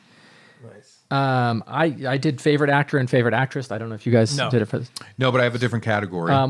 Just favorite actor for me was Ray Stevenson from Ahsoka. May he rest in peace. Favorite actress was Rosario Dawson, also from Ahsoka. I just thought he in particular was great, and I don't know what they're going to do if they do a follow-up season, if they're going to recast or, do some Lucasfilm nonsense or, yeah. leave him out entirely. But Maybe they'll have like a dead wooden performance of CGI, just like they do with Luke. very possible. Yeah. Very possible. But yeah, they both did a great job in that show. Awesome. Yeah. I didn't have any actors. Oh, yeah, that's right. My other category, favorite Rise Above It show. Ooh. Keeping in the theme of Mr. Mulaney. Yep. Big dramatic thing going on behind the scenes. Rick and Morty. Yes. This Oh, yeah, season it's of Rick great. and Morty, it was impressive. It was great. I didn't see it yet. I love the directions they went in. For the first 1 minute, you're like, oh, the voices are a little different. And then who gives a fuck? Yeah. Yeah. And the writing is really, really strong. It was a great season that kept that darkness, kept the depressing kind of stuff that's in Yeah. there, and the wacky, insane shit. That's cool. That's good to know because I haven't watched the season 7 no, yet. it's so that's why I said it was my favorite Rise Above It show. Yeah, because yeah. that could kill a show. Oh, That for could sure. tank a show. Without a doubt. You know, it's like if the Cosby Show was on now, or the year that all the stuff came out. Yep. Yeah. And then the next season, no more Bill Cosby. It's just some new guy. Yeah. It's Hannibal Buress. Yeah. Right. and somehow it's like, this works. We like it. And That's the great. writing is strong. Yeah. So that's Yeah. that was that one. Nice. Favorite comedy? I have two here. One, I both of them older shows, but Paul T. Goldman. I Paul think T. Goldman, too. Also on Peacock, where it is again. It's a hard one to pitch. Yes. Where you're like, well, it's reenactments, but also this documentary, but also a movie about, but also behind the scene. Like there's so much going on. Yeah. But Yeah. it, it's 6 episodes and it works, and it's entertaining It throughout. works so well. It is one of my bizarre. favorite things of the year. Truly. One of the Yeah. weirdest things I've ever seen. And then the Yeah. other show, the Prime Video show, The Other Two, Drew Tarver. We mentioned him when we were talking about podcasts, and others. In like kind of if Justin Bieber had two older siblings, Yeah. what their lives would be like what as Justin Bieber like rose to super fame at the age of 13, and they were also trying to make it in the entertainment industry. It Just starts there, and I will say And- it skewers the industry. yeah, That's so well. the joke. It's incredibly funny. It's heartfelt. Molly Shannon has a season 1 monologue, like on the plane, that is amazing. Yeah. Simu Liu appears in season 3, Yep. and like in a very funny role. And it ends kind of at the right place. Yeah, I think they did it beautifully. I was really fortunate. I got to meet one of the writers, Jimmy Fowley, who was also an actor on the show, and he was a sweetheart. He was really nice about it. We talked a little bit about the show and kind of the behind the scenes business aspect of TV, and it was really interesting. And I was glad he took the time to talk to me. And I'd like to point out along with that, because I also have the other two listed somewhere in my list here as. Hang on one second. Let me find it here. Oh yeah, favorite comedy that's a goddamn comedy. Ooh, it is. It is a comedy. Oh, my interesting. gosh. That's the, cool. the revelation of like, oh, the album was released on January 6th, and kind of like the whole, Yeah. And that Wanda Sykes made sure she started January 6th to cover up how bad the album was on release. That's she's great. like, I'm Q. Yeah. Yeah. I have it That's listed hilarious. as that because the skewering is fantastic. Yep. It really takes aim at the industry, especially in the third season. Yeah. You can feel some bitterness, which is nice. Yep. Drew Tarver, I'm a huge fan. As we talked about in the previous episode, Big Grande, super funny improviser. Drew Tarver is co-lead of the show. Yep. And so these two actors are so funny in their lead roles. And it is populated with supporting cast that's fucking incredible. Yeah. Yeah. You have Wanda Sykes as the the head of the PR firm. The boyfriend, Yep. Lance is so great. The writing for Lance is really fun. The most genuine, open-hearted, well-meaning idiot. Mm-hmm. That's who he is. Yeah. But he's emotionally intelligent. Yes. And I can't remember the sister's name. Brooke is the character's Brooke. name. Yeah. Yes, thank you. And her character is so shallow, and she's smart, but emotionally completely stunted. Yeah. And to see this guy, the actor himself is amazing. The guy who plays Lance, and like just his delivery on everything is killer. Yeah. Molly Shannon is knocking it out of the park. Yep. And then Drew Tarver's best friend. Yep. That character, the supportive best friend. I love that actor for that performance. This really grounded. He's the Jiminy Cricket on Drew's shoulder. Yeah. And it's wonderful. Like Drew complaining about the position he's in season 2. Yep. I have to do this bad, shitty gas station TV network show. Yeah. And I want to do this and want to do this. And his friend is like, I would kill to be in that position. All of your friends would kill to be in the position you're in. Right. Like, why are you complaining And especially about this? because it was so far advanced from where he was in episode 1 of season 1. Yeah. But it's really great. Like, taking aim at everything, like the Instagram gays. Yep. That was amazing. So Drew is Drew Tarver's gay in real life. His character is gay in the show, and he needs to get his Instagram followers up, his character, because he's not going to get any audition. Like, he won't get picked for any roles because his Instagram following is too low. Yep. Right. Yeah. So he needs to up his followers, and the joke is, in New York there are the Insta gays, and they have prime posting. They know what they're doing, and they get tons of likes and follows. So he needs to get involved. Yeah. But they're like, oh, we post at 1 a.m. because that's like a premium time to do it. We do it at 4 p.m. We do it at 1 a.m. And him attempting to just try and be there for it. Yeah, that's funny. It's great That's stuff. great. Yeah. The That's other really two good. is phenomenal. But that's what I meant by like, it's a fucking comedy. Yeah, it's Yeah. very funny. It's a straight up, we're going for it kind of comedy show. Yeah. Yeah. Sorry, I rambled on that one. No, it's good. Paul T. Goldman was my number 1 comedy as well. So Yeah, and for me, it was the alternate category of favorite weird new thing. yeah. And the winner was Paul T. Goldman. The runner-ups were The Curse and Jury Duty, which was another Peacock show. Yeah. I have The Curse as my favorite drama. I have not watched either The Curse or Jury Duty. Drama. I think it's kind of a drama. Okay. I think it's a dry comedy. Yeah, I know. I'm trying to get it in. I was like, I don't have a fucking drama. I will say, But it's I'll put it this way. It's not a comedy in the way that, like, you know, you were talking about that other show is like Yeah. a straight up, you know, there's a little bit of, you know, Yeah. you know what I mean? can I say Yeah. a very funny thing about The Curse was on you know, Reddit will suggest other subreddits, and so Yeah. one was The Curse, and one was like, this scene proves what a great actor Nathan Fielder is. Yeah. And then everyone, you know, like the top super high voted comment is like, yeah, Nathan Fielder has his own school of acting. And they reference, and I'm that's like, hilarious. Oh, That's so great. good. That's great. And by the way, The Curse, I think it's the best performance Emma Stone has she's killing has it. ever done. Yeah. It's I haven't seen it yet. amazing. She's killer. It's all in the subtle discomfort that's there. Oh yeah. Really, really great. She's awesome. Yeah. My runner Brian Softy's great. Yeah. Anyway. I was just gonna say my runner up for best drama, just because I threw it out there, is the show Dark Side of the Ring, which is not really a drama. It's more of like a docu-series with Right. reenactments about the darkest stories in wrestling. And it's very popular. It's very well done. And man, I watched, I think, all of it this year. Yeah. 3 seasons. And it's like, or maybe 4 seasons. And it's excellent. It's just like, it's top tier. All we have is talking heads. Yeah. So we have to make reenactments, which can feel really weird and cheesy. Yeah, Like if you tasked me with it, I'd be like, I don't know what to do.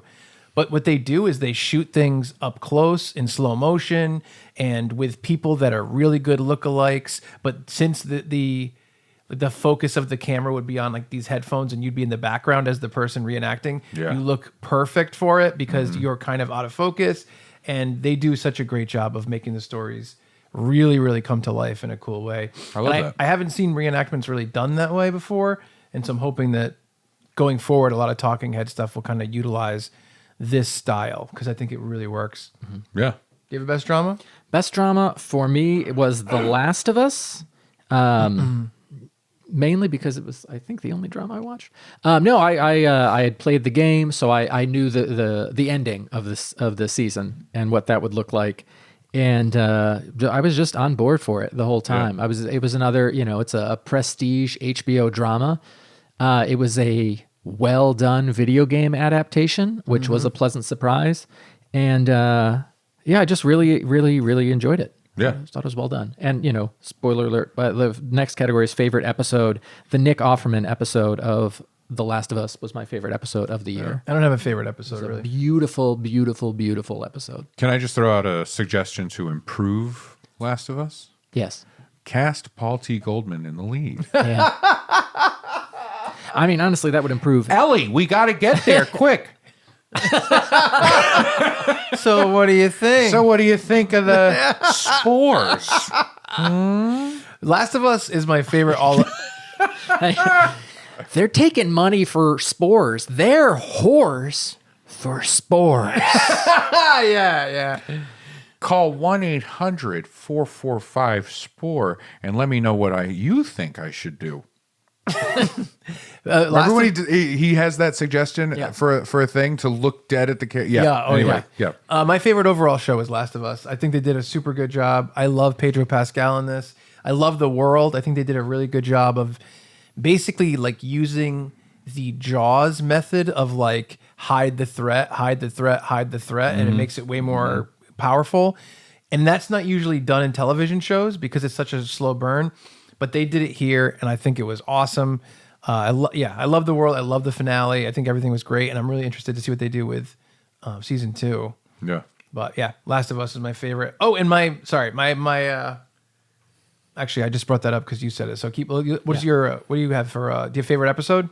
Well, I didn't even get to do drama yet. Oh, okay, You go ahead, guys sorry. kept going through the list. Sorry. So I don't have a favorite drama. My other category, like I said, I changed categories, but now I have to do like 5 of them in a row. Favorite instant watch based on the synopsis. Ooh. Twisted Metal. Poker Face. Yeah. I didn't know where else to put it, but Yeah. it belongs on the list. Poker Face I is know. so fun. I haven't watched Natasha it yet. Lyonne. I want to watch it so bad. Yeah, Ryan Johnson. I know. And the synopsis of it is in the vein of Columbo, an episodic I know. solving of mysteries. Natasha Lyonne plays, the lead, who has mysteriously the ability to instantly know when someone is lying. Yes. And every episode starts with the murder. Yep. We see who does it. There's no mystery. And then we go back. And Natasha Lyonne, who's on the run from some baddies, Yep. so is in a different place. The whole thing reeks of like late 80s, Yeah. a TV show that would come out. Like, it feels like it would come on right after like the A-Team. Yeah. You know, and it's just so fun and so great. Yeah. I really love that show. And then I would give this kind of goes towards drama, right? Favorite show that's really a long movie. Okay. The Bear, season 2. Yeah. I've heard great things about that. I think in season 1, people looked at it as maybe a comedy. It's a drama for sure. Yeah. You know, maybe a drama with, a comedy with drama, whatever. But The Bear season 2 like steps it up, is phenomenal. The performances are amazing. I was scared off of season 1 because I read the headline of an article. Or actually, I read an article that was like, The Bear is a vibe show. And, That is wrong. the concept of the article, of the review, was basically that it's not a particular, like it's not a show with a goal in mind other than giving you the vibe. No. So I never watched it. I can tell you Fuck as that somebody who vibe. has watched it, no. Okay. And my wife who has watched it and adores it as well, she would equally be like, what? Would You she know? rather watch The Bear or Twisted Metal? The Bear. Twisted Bear. Twisted, Metal Bear. Metal Bear. Metal Bear. That's the sequel to Cocaine Bear. Yeah. A bunch of metal falls, and the bear eats the metal, Yeah. and gets sick and dies. But no, The Bear is like, you know how we talk sometimes about how low to mid-budget films go away? Yeah. That's where this lives. Yeah. And that's what I meant by people that used to make those Yes, movies. yes. That would back then make us go, oh my God, I Yeah. love that movie. Yeah. That's what The Bear is. Yeah. And, season 1 does some things that impress the hell out of me. The episode that took me a while to even realize was all one take. The amount of anxiety and tension that's in that episode Yeah, from just the I heard kitchen, about it. dealing with it. And season 2 has an episode that is, it could be a standalone movie. Okay. And it makes it for my favorite episode Got it. of television because it is kind of a tie between Forks and Seven Fishes. Okay. Forks, if you want uplifting, God damn it, he did it, he's a better person now kind of thing. Yep. The episode Forks, where you take our main character's cousin, who is, very much a fuck you kind of guy. Yep. Doesn't want to deal with shit, doesn't want to take the kitchen seriously. He's like, let's just let it be a dive, Yeah. that kind of thing. And he goes and works at a Michelin star restaurant for 1 week. Okay. Yeah. And this episode is that 1 week. Olivia Colman shows up Oh, in there a we go. cameo at the end of the episode. Yep. And you watch this man become a better person, and it's so fucking beautiful. Wow. It's amazing. That's Forks. The one that's a standalone movie is Seven Fishes. Everybody's in this episode. It is a flashback to a Christmas dinner. Okay. Yeah. I heard about this. Yeah. Jamie Lee Curtis plays their mother. Got it. Bob Odenkirk is there as like an uncle. John Mulaney is a cousin. The Cousins brothers. The Cousins brothers, and a couple other actors and actresses that are phenomenal. And it is just, again, ratcheting that tension up because the mother is bipolar and she's swinging mad. Yeah. And she's making the traditional meal, Feast of the Seven Fishes. Feast of the Seven Yeah. Fishes.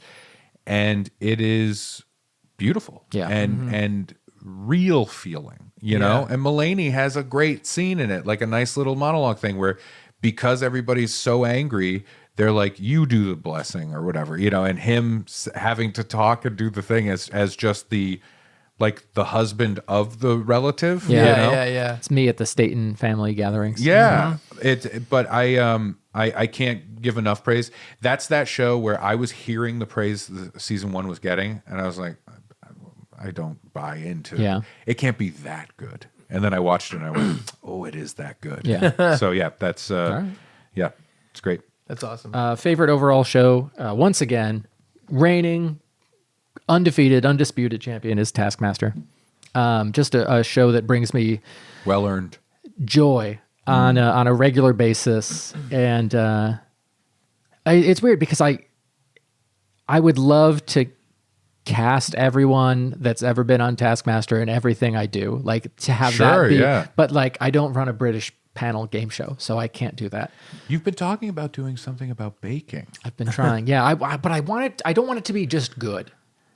Right. I want it to be like great Yeah. and British. Like a contest. But I want them to just bake everything on. And you, And can I just throw out a piece I of want it to be a advice? great British bake on, and they don't. I know. And they're like, it's too similar to bacon. Here's my thing.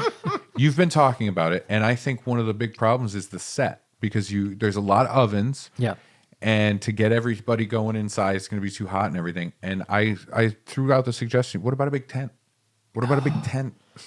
I don't know. It feels like that's a Kills the circus vibe. Yeah. Yeah. It's. I want it to be a vibe show. You want it to be a vibe show. I can't believe someone wrote that about the bear. I'll see if I can find the article. What a whiff. What a whiff of a thing. I'm worried because you guys are at the end of TV. Yes. I'm at the beginning of TV. I'll finish my thing that I was going to say. Yeah. So for my favorite overall show was Last of Us, like we were talking about. My runner-up was a show I just got into. The News. It's a documentary. It's a documentary series about a small wrestling promotion in Ohio called Wrestlers. And I saw it come up on Netflix and I was like, yeah, whatever. And I put it on for like a little bit and I was like, man, the first episode was great. And I Googled it, 100% on Rotten Tomatoes under critics, Wow. which I thought was crazy. Yeah. Excellent show, so well done, really, really interesting characters. And earlier I said I'm going to keep my biggest surprise a surprise.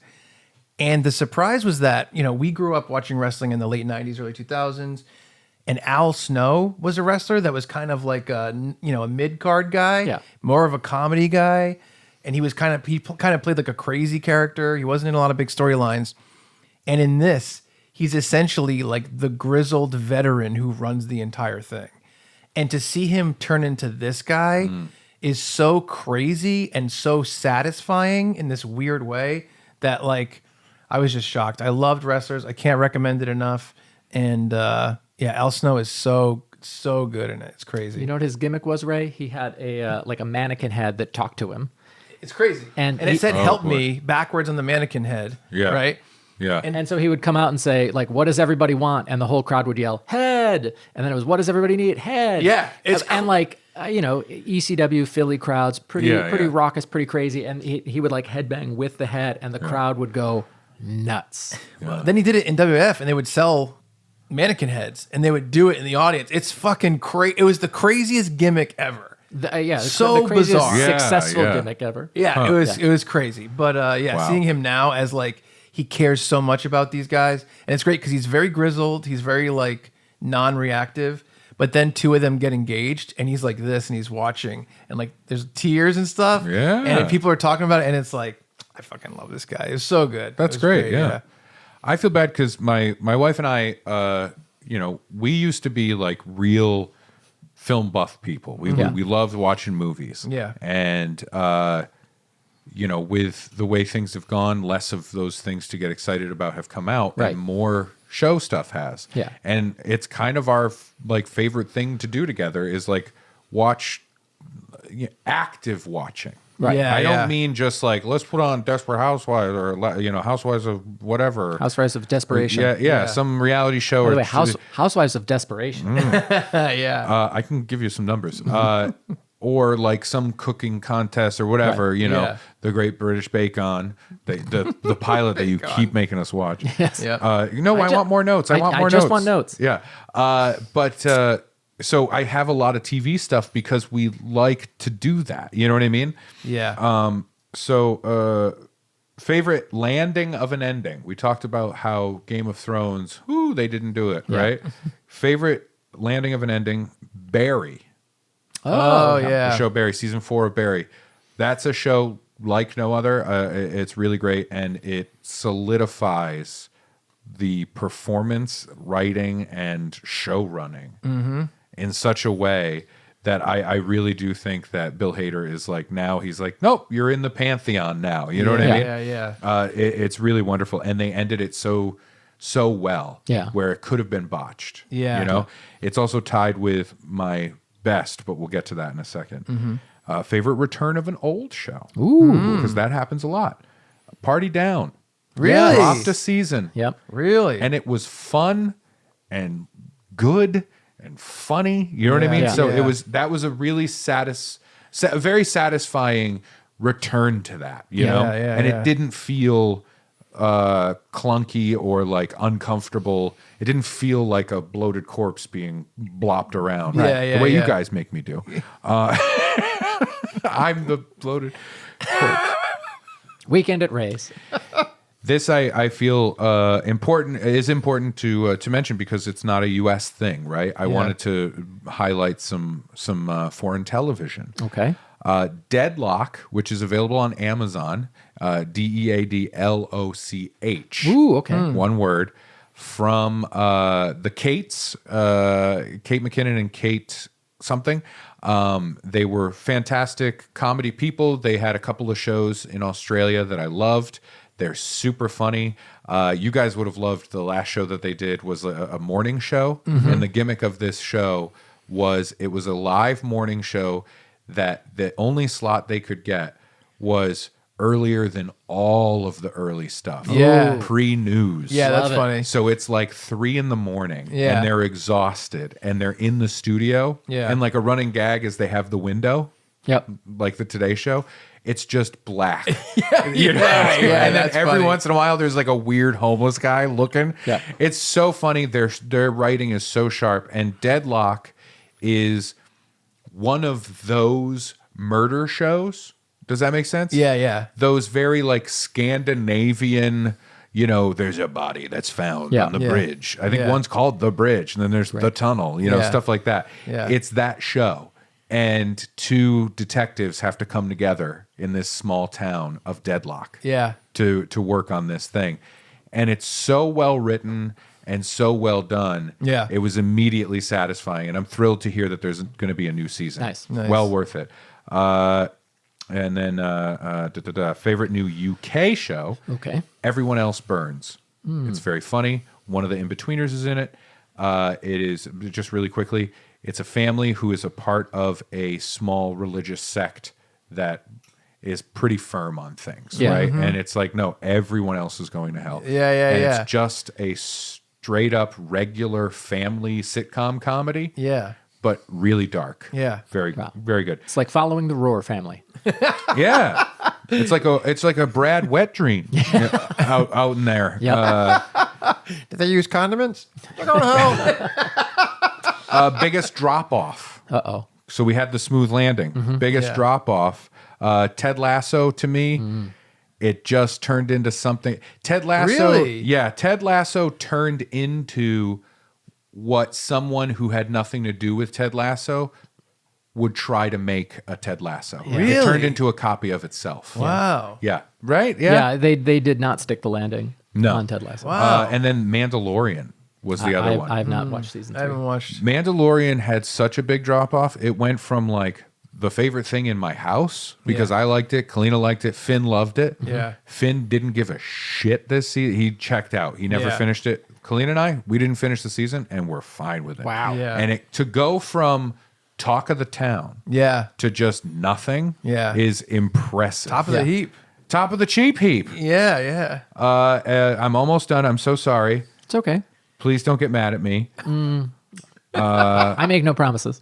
I have good news. We're at the end here. I have favorite overall show. All right. And then I have these are a few of my favorite things, which Great. is literally just 2 things. I'll say those. Raindrops on roses. Quick. Yeah. Righteous Gemstones. Yeah. I know. Fantastic. Absolutely love it. And Kunk on Earth. Yes.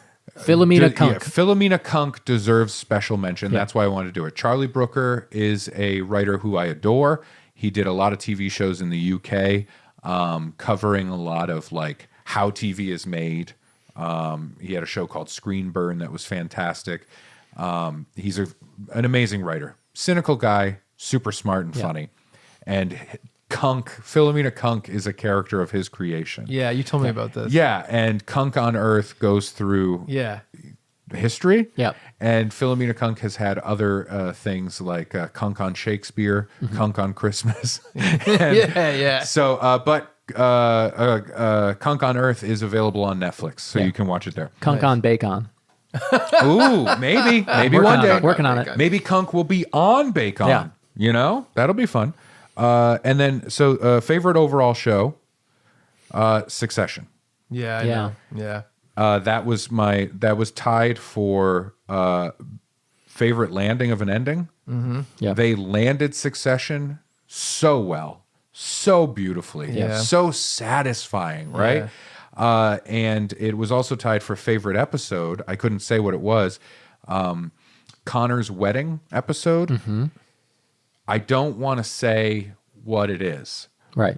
but it's something we knew would happen, but was so unexpected, and the way they handled it was amazing. Yeah. Yeah.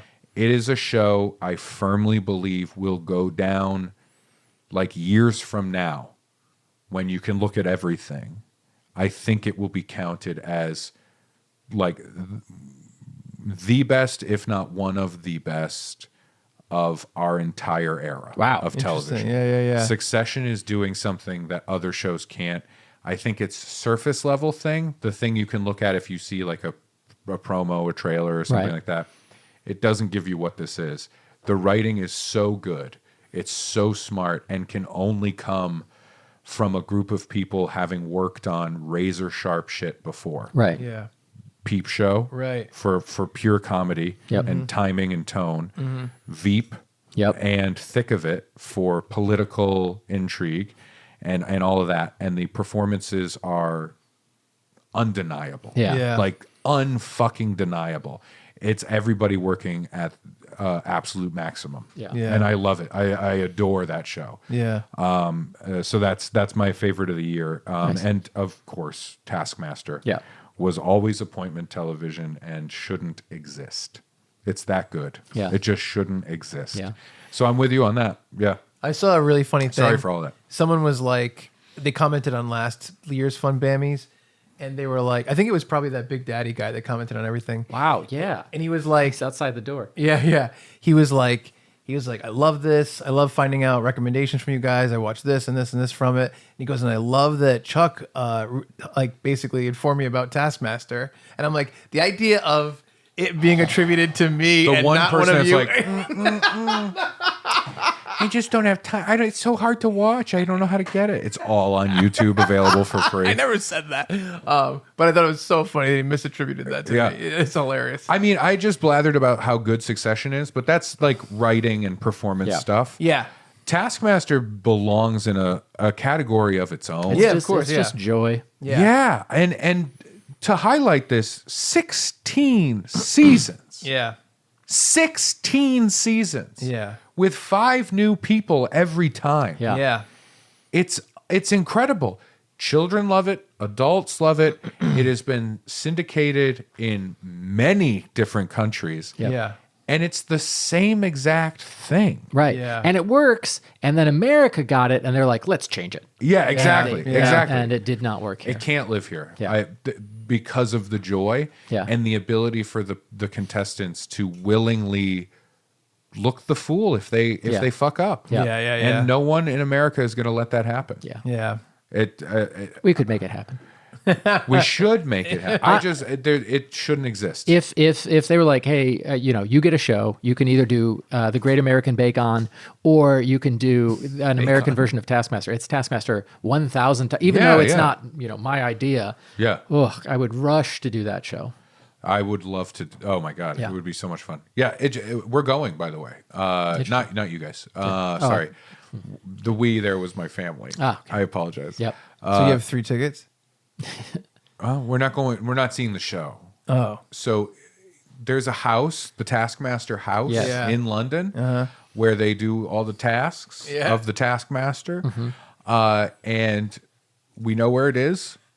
There is a large gate for Yeah. the driveway. I don't care. You're a tall man. You can throw your son over that fence. Exactly. You know what I can at least do? Take my phone, put Yeah. it up, snap, snap, snap. Yeah. nope, no tasks happening. Snap, snap, snap. You know what I mean? Yeah. No tasks. And if we're incredibly lucky, lightning strikes, one of the contestants is like, I got to go out there. Yep. You know? But yeah, it's that good where I'm like, I want to go to the stupid driveway gate of this house. Yep. Yeah. It's that good. That's how I feel about when we go to Canada and if we could see the Nirvana the band, the house. Nirvana the band, the house. Yeah. It's a new experiential kind of thing. Did you guys get tickets to Nirvana the band, the house? I love that. I'm not going to They apologize. pump in smells. That's so. That's funny. Our final category on Yeah. the Funbammies 2023 is personal. Personal. And these This are, is where we say our grievances with each other for the yeah, year, yeah, right? yeah. number one, Ray has too many TV shows. A thing I should have tried long ago. I put leaving a toxic job.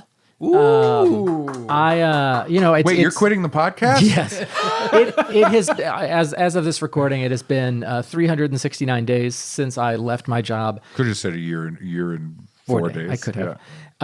You love And seeing while 69. I haven't found anything else, looking at what has transpired at the school and kind of reflecting on my time there, even though things have not worked out as I thought they would, I'm still glad I'm not there. Good. Yeah. Good. Like even looking back at notes from like 2014 and 2015 and seeing how not only unhappy but like unappreciated and how taken advantage of I was by my loyalty to my boss. And I wasn't taken advantage of by my boss, it was by the institution as a whole. Yeah.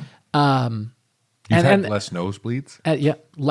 Honestly, fewer chest pains since I left. Yeah, And I yeah. am sleeping better. So Your doctor said your semen looks thicker and healthier, more luxurious. Wait, no, that's That was- shampoo hair. That was stuff. actually his thick water. yeah. Oh, that's right.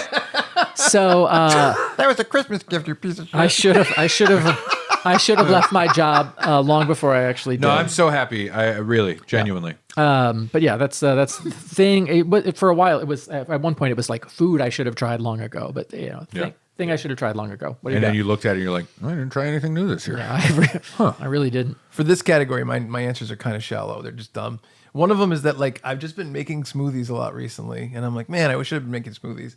The other one is I do sit-ups every day. I do 20 sit-ups every day, and it was really hard to get to the point where that was comfortable at all. Sure. But I'm like, man, it's such a small thing to keep you in shape that like when you get to the point where it's comfortable to do, Yeah. if you just never stop doing it, like you're pretty solid, and it's pretty, Yeah. it's pretty important. That And so- mirror helped a lot. yeah, yeah. The one that you put between your legs. So every time you sit up, you go, mwah.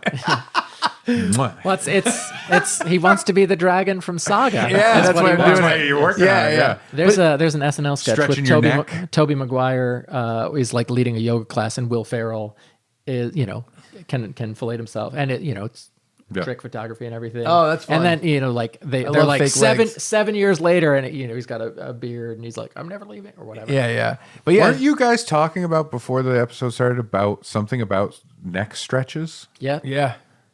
It's all coming together. All the pieces are falling Chuck's into YouTube, place. yeah. But yeah, Sit-ups, neck stretches. But it's weird. I think that one of the toughest things about like exercising and stuff is making it fit into your life Sure, comfortably. yeah, Like when yeah. people are like, "Oh, you should join a gym," I'm like, "Well, joining a gym means more barriers." So that means I'm like, you got to get ready for the gym, then drive to a gym. It has to be during. I'm like, I want to get rid of the barriers, and doing 20 sit-ups all the time, like every day, takes so little time, like minutes, that I'm like, this is good. And I'm going to try to do 20 sit-ups, 20 push-ups, and just like specific curls and stuff. But I really think that I started doing it like around a year ago, maybe like 9 months ago. Yeah. And I got out of the habit. And then I'm like, oh, I should just never get out of the habit. And then it's really, really helpful. But yeah, that's Yeah. it. I know those are shallow compared to yours, but that's Totally just, fine. this is just a little thing. Yeah. This is all personal level stuff. Yeah. You know? Yeah. I didn't even fill out this part of it because I looked at it and was immediately I felt overwhelmed with trying to reflect on personal stuff. Yep. Really? Yeah, for sure. Because then you know what's just beyond the reflection I do. is dark void of depression and nothingness. Well, Yeah, I got some stuff in here, but it's mostly That's how mirrors work. Oh no! But I will say this: after thinking about it, letting it kind of flow, that I was hoping I would just think of a thing while we're talking because I didn't want to do too much. I would spiral. Yeah. Absolutely. Traveling alone. Oh. First time this year I tried it. Right. Being in Alaska, being in Italy, being in Greece, and all those places, Turkey. I've never traveled alone. Right. I travel alone for work. Yeah, it's different. Totally different, right? But putting myself out there and going to those places and trying to connect with people around me in a good way, not a what are you guys doing? None of that stuff. Was a real eye opener for me, and it was I really appreciate that it happened. Yeah. And I think that the experience I had is totally different than if I had gone with anyone. Right. Yeah. Then it's a communal thing. Yep. There's something happens when you travel alone, truly, Yeah. where you're connecting in such a different way. And that experience is yours and yours alone. Makes it even more special, I think. Yeah. So, that was a huge one. That's good. That's sure. great. Yeah. That is a great answer. Next up, I wish I had done it earlier, Truly, that's not a joke. Yeah, no, I hear you. least pleasing development. This year of unemployment has been a struggle for me, not necessarily financially, although I am waking up in the small hours of the night worried about money for, an hour to 90 minutes almost every night. It's not great, but I'm fine financially. I recognize I'm in a much better place than much of the employed world. 99.99%, I'd say. Ever since when you got hit by that golf cart, I honestly, I'm at the point where I'm like, I should get in an accident so that I can sue somebody and make some money. Yeah. Brad, I fucking fantasize about that. I'm like, not At enough least to once a week. Not enough to I'm really. not- You don't, I'm you don't not have kidding. to do that. You just have to have your house burned down. Have it burned down. Who do I talk to about that? No, I've that genuinely does float through my mind every once in a while. yeah. Like I could sure use somebody rear end in my Yeah. car. You know what's funny? right now. I know like at least 3 people who had like an accident or a thing, and they got tons and tons and tons of insurance money and just had like a ton of money. But a lot of those people happened when it was young, and they blew through the money. Yeah, And it's like it didn't even happen. Yeah. Exactly. They're like, I spent it at a cotton candy. I don't know. Yeah. And I'm like, what? I got fucking rear-ended on the way to a show a few years ago. Yeah, that's right. And it fucked my neck up so bad. Like I still get pain here. And I got like dick for that. You know what I mean? Like I got basically, you fixed my car, thanks. You paid for the physical therapy, thanks. And then like, here's a little something for your troubles. But that's all it was. It was here's a little something for your troubles. It wasn't like, oh boy. Dude, Yeah. my parents, what is it, 3 years ago? Yeah. Around Christmas, they got T-boned by a kid who blew through a stop sign. They got T-boned, and it was hard enough that their car was totaled from it. Fuck. And it was a new Yeah. car. It was like Yeah, it was a pretty new car. Took over a year to pay out, and it just paid for the new car. That's it. Yeah. And I'm like, that's fucking Sucks. weird. It's Yeah, so it sucks. weird. Yeah. So how do we? I think also how do we do this? for an unemployment standpoint, I'm also I feel purposeless. Yeah, that's what's tough. Yeah, and, yeah. it's weird because like what am I contributing to the world? And it sucks that capitalism has taught me that what I'm contributing is my labor. Right. When honestly, I guess the silver lining is Local man. yes, the silver lining is we started recording this in the middle of the day. The Funbammies episodes, and we've had a lot of time to podcast in the middle of the day because I don't have a 9-to-5 job. That's true. And Yeah. so I like to think that we've been able to do I'm not super tired when we show, like we're not recording from 9 p.m. until 2 a.m. Yeah. It just feels that way. Yeah. And so I do like that aspect of things, and it's just a way to figure out how to merge these things that I want to do together. Yeah. Yeah. So I don't know, but it's been get it. really, really tough for me to be unemployed, directionless, Yeah. and all that. I hear you. Absolutely. Yeah. I have a least pleasing development that my main one that I'm going to save for the end because I want to kind of dovetail it with something positive. Okay. But I have a couple other ones. we, the three of us, spend a lot of time making something that I think is excellent that is currently like not moving forward. And I hope that can change. But really, I'm kind of looking at it as like, it's kind of an indication of The community center that we bought? Yes. You can just say it. Yeah. Now I'm looking at it as an indication that the thing that we came up with is very, very special to me and really, really good. And Yeah. something that I think could really connect with a lot of people and stuff. Yeah. And I hope that that can change. And I think my other least pleasing ones is like, I'm dealing with this really weird, probably the heaviest depression since my breakup recently. And I'm trying to figure out exactly why that's happening. And I think it's tied into the fact that like, since I broke up my long-term relationship, I've just been consistently dating. Yeah. And that continued until maybe September. And then I've still been dating a little bit, but right now I'm just like not seeing anyone really. And I think that it's an indication of like how I get to put my feelings aside when I am seeing someone. So the depression part is bad, but also what's bad is like, I am getting to the point where I'm like, man, I hate when I date people and then their hearts are broken. I can't stand it. Even though like you guys know I'm very, very honest about like I don't know if I'm ready for a relationship, like blah, blah, blah. But inevitably it ends in a place that is always extremely sad and extremely difficult and extremely like distressing. And I'm like, it's weird because it's tied into this thing about me being like, I don't want to be alone. I don't know if I'm ready to trust yet. I feel really turned off from what happened to me. And honestly, since the breakup, I feel like it's gotten much worse, the behavior. And so it's like, I'm in this very weird place where I don't really know how to move forward or like how to handle things. Because it's like the idea of being like, well, too bad, just trust.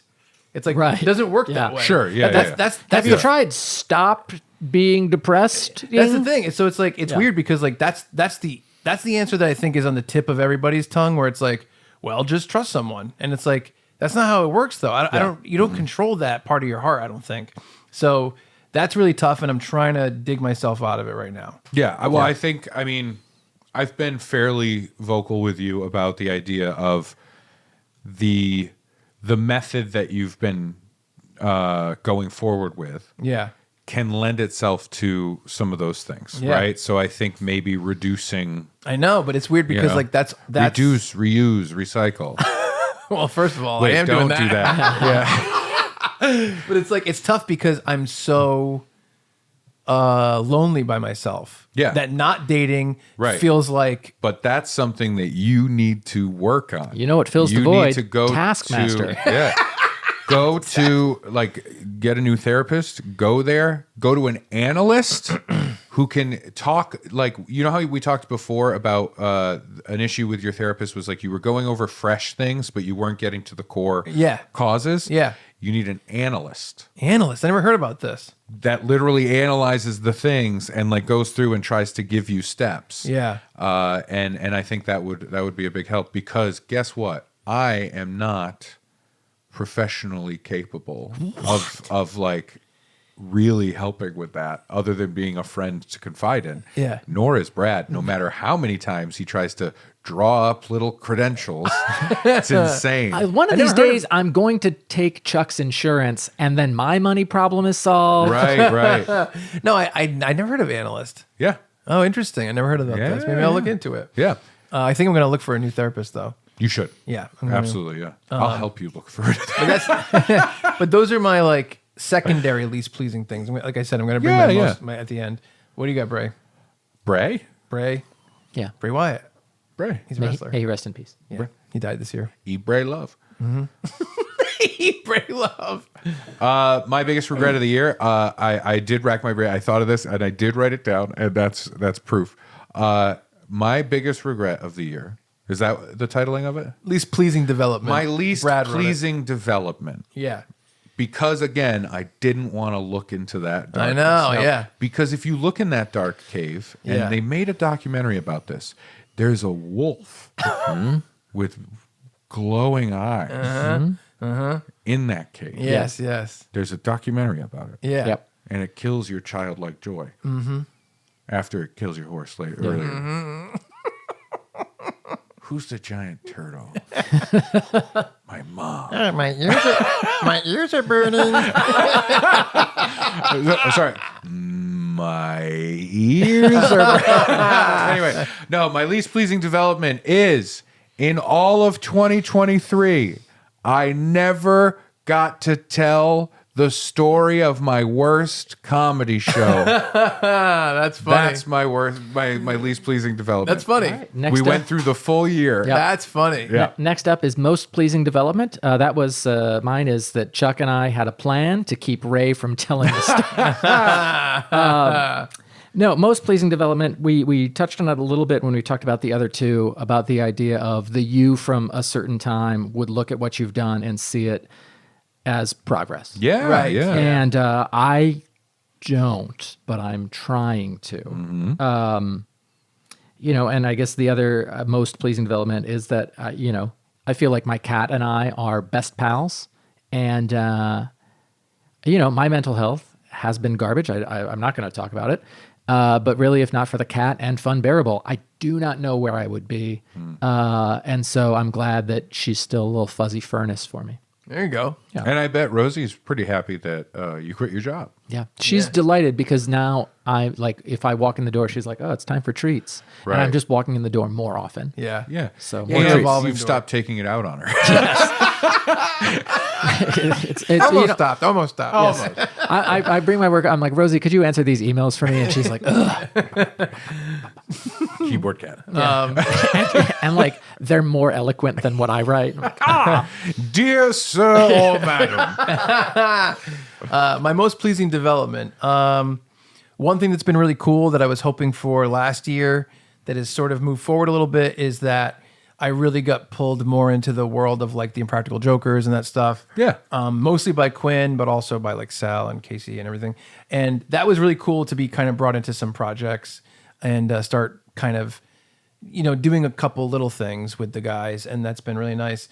Also, weirdly enough, after I don't know how many years, 7, the camaraderie around Tell 'em Steve Dave and all of us working on these things all the time, I feel like it's at an all-time high for some reason. I feel like we're all like firing on all cylinders and helping each other and being psyched for each other and being happy for each other. yeah, you and Rupert are always wearing those matching tracksuits. Yeah. I don't know about firing on all cylinders. What's that Looney Tunes jalopy noise? But one of those things is starting my show with Tell 'em Steve Dave, the Tesdy Tapes show, on the Patreon, and I had done a little bit of it before, but it's been way more professional, where we actually made it like a video show and it's fully produced, and that's been really awesome to be able to do there and to have such a receptive audience to that be so positive with that. The other thing is, for me, most pleasing developments, I made this documentary about Joe List this year, this 3-part documentary, and I really strongly feel like it's technically the best thing I've ever produced, and I'm really proud that I made a new thing like that, because whenever you make something, as we all know, you go, oh, this sucks. Oh, this sucks. Why did I do this? I shouldn't have done this. This would have been better. Oh, this could have been better. Yeah. And for this one, I really feel like every time there was like even a moment of that, I tried to eliminate it as much as possible. I'm really proud of it. We started doing these live shows with Tuesdays at the Gramercy. And the first one, I was like, I couldn't have been happier with the way that this filming came out and the way that it looked and the way it was presented. And I'm really happy to have those two things under my belt as like an example of work that I can do. That's really important to me, is like to consistently up my game in terms of filmmaking stuff. And so those two things are really great. And I have some Funbearable stuff I'll talk about at the end. But yeah, that was pretty much it. My most pleasing one it was really the travel. To be able to go to places I've never gone, and somehow, I think it's too long, but somehow come home and like it was work and I made money. Yeah, sure. Is wild, right? Yeah, that's great. Alaska was the top of the heap for me, and having that be like, I mean, that's a bucket list thing for so many people, and to be able, and it was for me, and to be able to do it was really special. and it was personal, and I had like introspection there. Yes. And it was beautiful. Yeah, that's great.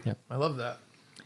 Sum up last year in 3 words. I think we can get rid of this one just to say, putting it out there because it's very tough. Sure is. Sure you is. got? Frustration, failure, and isolation. Not a great year for me. I feel like, sending a book manuscript out. So I feel like, whoa, I accomplished something. And then places being like, yes, we'll publish it if you pay us. And I'm like, I don't think that's the way publishing should work. And they're like, well, you're lucky to be publishing at all. People don't read anymore. You should be grateful. We're giving you the chance to pay us. And I'm like, at least you guys will help me with marketing. And they're like, oh no, we won't. Did you read the thing we sent you that nobody's reading? And I'm like, yeah, like it's not, you mark. Never mind. And then sending it to an agent and having it get turned down, stuff like that. Just kind of feels like failures. Learning my resume was formatted incorrectly. I thought it was after 10 months. Nope. I knew after 8 months that the main body of the text. I don't know if Ray knows about this. No. My resume was formatted incorrectly. I had a meeting with someone in October, and they said, you sent me. They were reviewing my resume for free. And they said, oh, you sent me the PDF. It came through as a photo. I'm like, what do you mean? And they're like, oh, instead of a text box in the middle, you have it as a photo. And so any software that scrapes resumes looking for keywords just sees a photo. Oh no. And so I was looking. So every job he's looked for, where they look for this, like the experience. The only places that would have been able to view my resume are ones that like printed it out and read it. Yeah, manually. Which is why the only interview I had was with the state of Rhode Island. Yeah. And didn't get that Crazy, job. right? Yeah. Didn't get that job. Another failure. No. And not only more places to reapply to. not only I was did gonna say. I fail to get that job, somebody who had no experience working with whatever the job was, despite my experience, I didn't get it because I failed the interview. Now, I admit, probably not a great culture fit. Yeah. I don't know that I would have taken the job. Yeah. It would have been nice to be offered. And then isolation, like it's just been tough. I think I'm starting to come out of it where I've just withdrawn. This has been my year where I've said, I'm going to be okay with people not wanting to be my friend. And it started in January. There was somebody I had been friends with long ago, and we were still Facebook pals. And I was like, sure, I'll support this fundraiser for your kid. And they like responded in a kind of mean way. And I'm like, I'm trying to be helpful here. And so I'm like, I'm going to stop. I'm not going to contribute to your kids' fundraisers. I'm not going to reach out to you and see if you're having an okay day. I'm not like, because you don't want that. And your actions have made that clear. And then kind of as we had our improv drama and people are like, Brad, the choice you made is a wrong choice. And I'm going to throw away our friendship without really talking to you about it. Mm-hmm. I'm going to be okay with that because I made a choice and I can't reach out to these people and beg them to take me back because why would I? Mm-hmm. So that's all healthy. Yeah, I think but just you've wrapped it in a pessimistic view it's versus an optimistic. Yeah, but that's I agree it's healthy long term, but short term when I'm like, oh, okay, what do I do with my day? I don't have an income. Yeah. And so where do I go? Like, what do I do with my time? Oh, I go to the library and I don't talk to anyone. And then I come home and hang out with the cat and either read or play Starfield and like enjoy the bug-free gaming experience. That's funny. It's a callbback to You can last add episode. another person to that list that you need to disconnect from. So it's just been really challenging. I think I'm starting to try and come out of it where it's like, all right, well, let's be ready to be hurt again. Let's accept that when you live in a city full of, people moving in and out, that people are going to leave your life and some of those people don't want to stay in contact when they go. The rhyming aphorism is some people are here for a reason and some people are here for a season. And I have to accept that. Yeah. That not everyone is going to be my friend forever. And some people are here for a teason. That's me. You know what I'm saying? You got to get in there. I do. So you got to get in there. So yeah, it's been. You can fill your days very easily that way. Like I said, I'm glad that Funbearable has gone as well as it has. Yeah. We're over 1,000 subscribers on YouTube. Yeah. We're showing up on people's end of year things on Spotify. And we have more. I always like to point out when it comes to the YouTube numbers. Yes. The truth that we have a predominantly audio listenership versus viewership. Right. I can't imagine why they don't want to look at this. I just vogued. knows? I just vogued my face. Who knows? You can't do that anymore. It's insensitive. You're gonna get canceled. Oh, Craig, cut that part out. He won't do it. Yeah. He's a Vogue. Oh no. That's why you did it right to him. Yeah. Take that, Craig. What a weird turn. I'm sorry. Yes. Most pleasing development, Craig Depina. Yeah. Sure. But yeah, that's been my whole thing. So we'll go from there. Yeah. Yeah, for me, in terms of the 3 words thing, I put "be patient, a-hole" for myself Yeah. because, I had some developments around this time last year that were really like showed me that I need to change the direction of how I spend my time. And I've really been like, okay. And at the same time, a door opened and I really tried to push towards that door and try to push the other thing aside.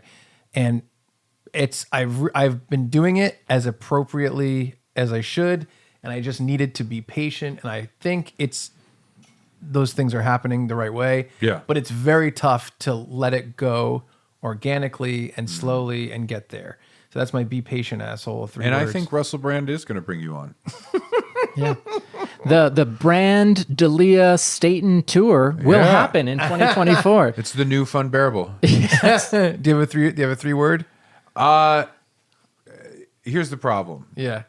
So when that came up, Yep. the first thing that popped into my mind made me go, I don't want to do any more of this, right?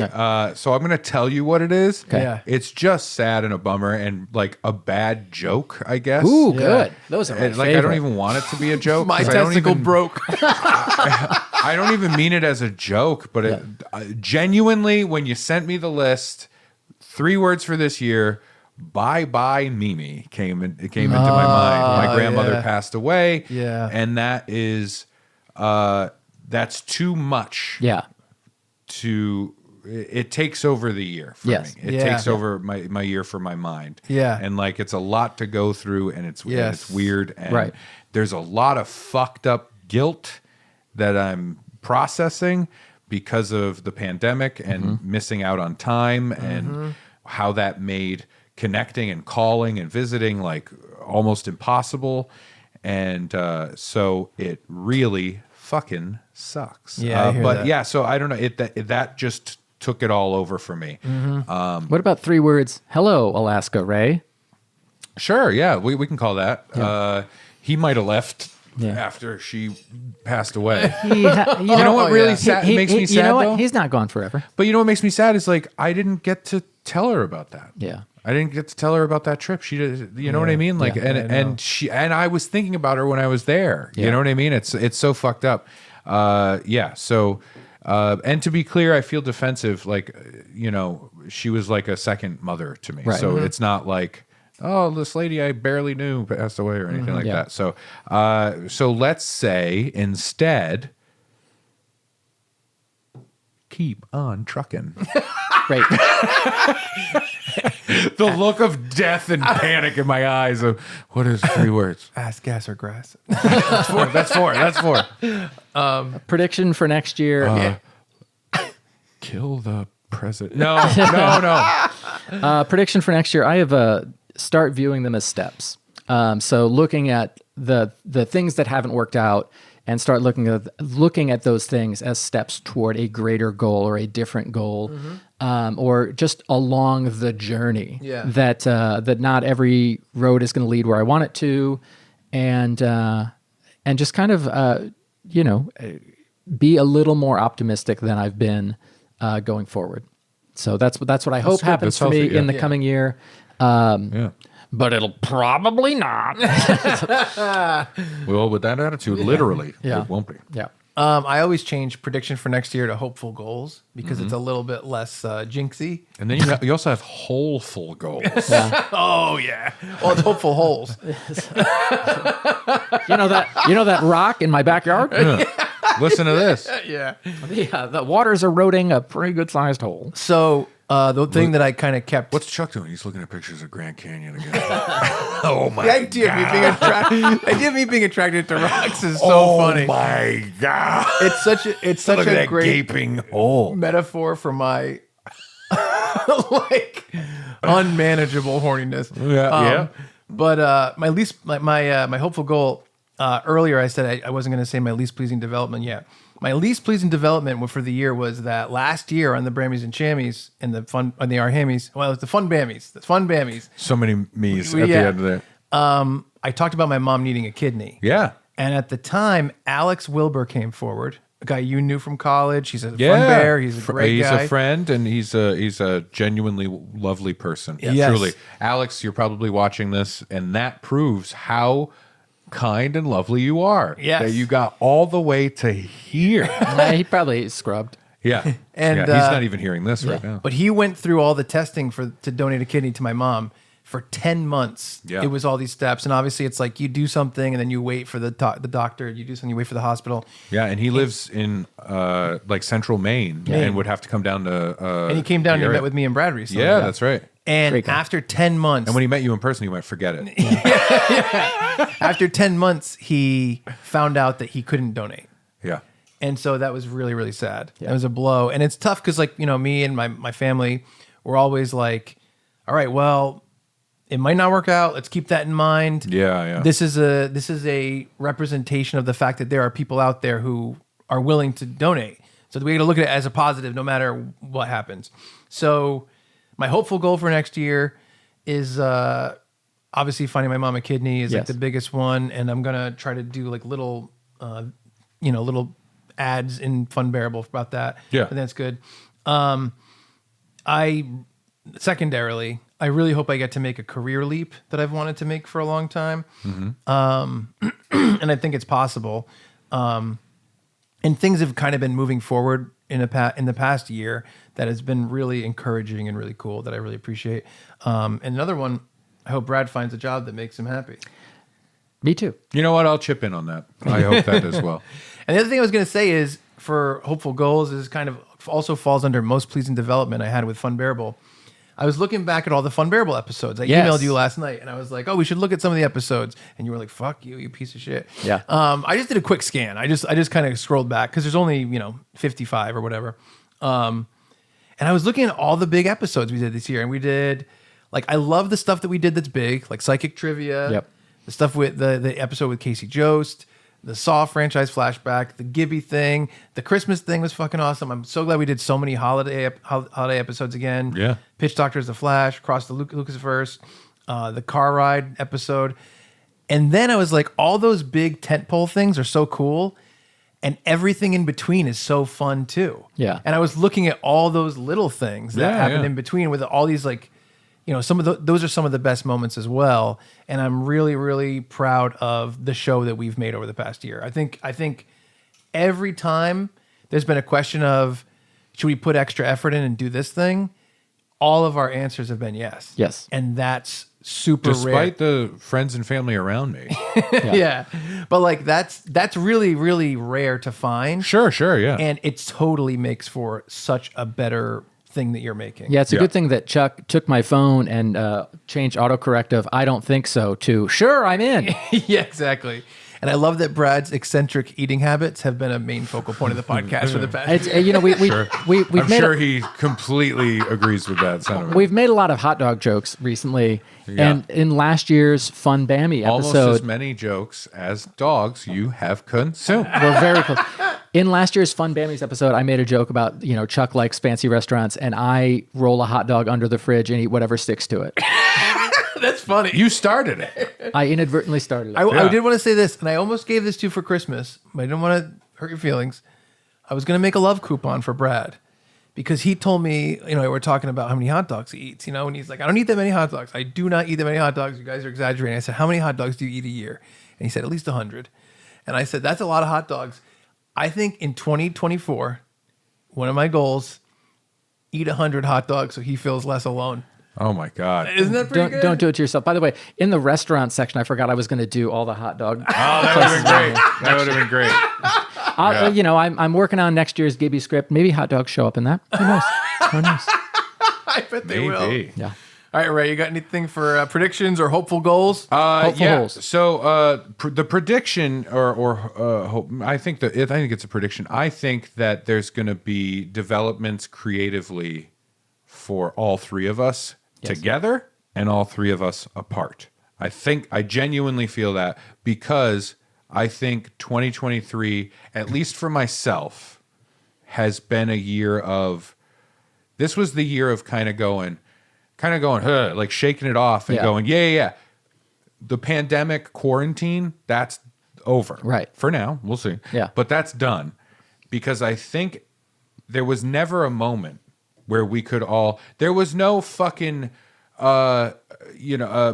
victory over Japan Day or some not nasty thing like that. Yeah. There was no big, like, we did it. Right. You know Yeah, what I of mean? course, There's no yeah. moon landing for us. Yeah. We don't have the pandemic's over day. Yeah, and we right. can't be like, oh, hey, everybody, it's June 9th again. Yeah. It's pandemic's done day. Yeah. It just sort of slowly changed. Yeah. Right. Things aren't the way things aren't exactly the way they used to be before. They're different, but we're not in the quarantine. And I think not having a specific time fucked me up. And I think like quarantine brain stayed for a long time. Yeah. And I think this year, over the year, has kind of been like shaking that off and kind of coming to and going, all right. Yeah. Yeah. I'm back. We're doing the thing. Things are moving.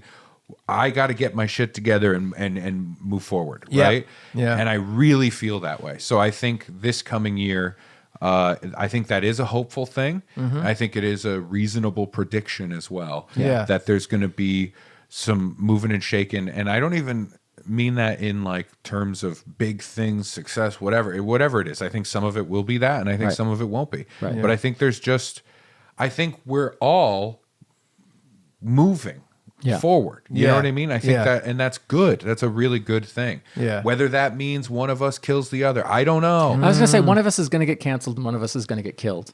Of the three of us. You said that last night, and your eyes went white. I don't remember saying You it. don't remember that? You touched that weird, like it was like pearlescent, like orb thing. Yeah, I remember that. And then I remember waking up this morning.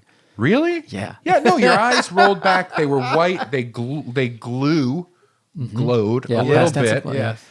And you the first thing you said when you touched it, and your hair stood up on the top of your head. That one. Yeah. And you said, like, your eyes went like that, and you went, one of you will kill the other, and one will. What was the Can't get canceled. One will get canceled, Yeah. right? And we were like, I mean, you're gonna get canceled.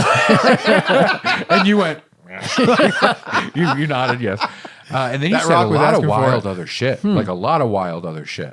I don't. Is this a joke you guys are playing on me? Because No, this yeah. interesting. You don't remember that? No, I we were don't. going over lists and what we were gonna do. Yeah, I remember that. He floated. Remember that? Yeah, What?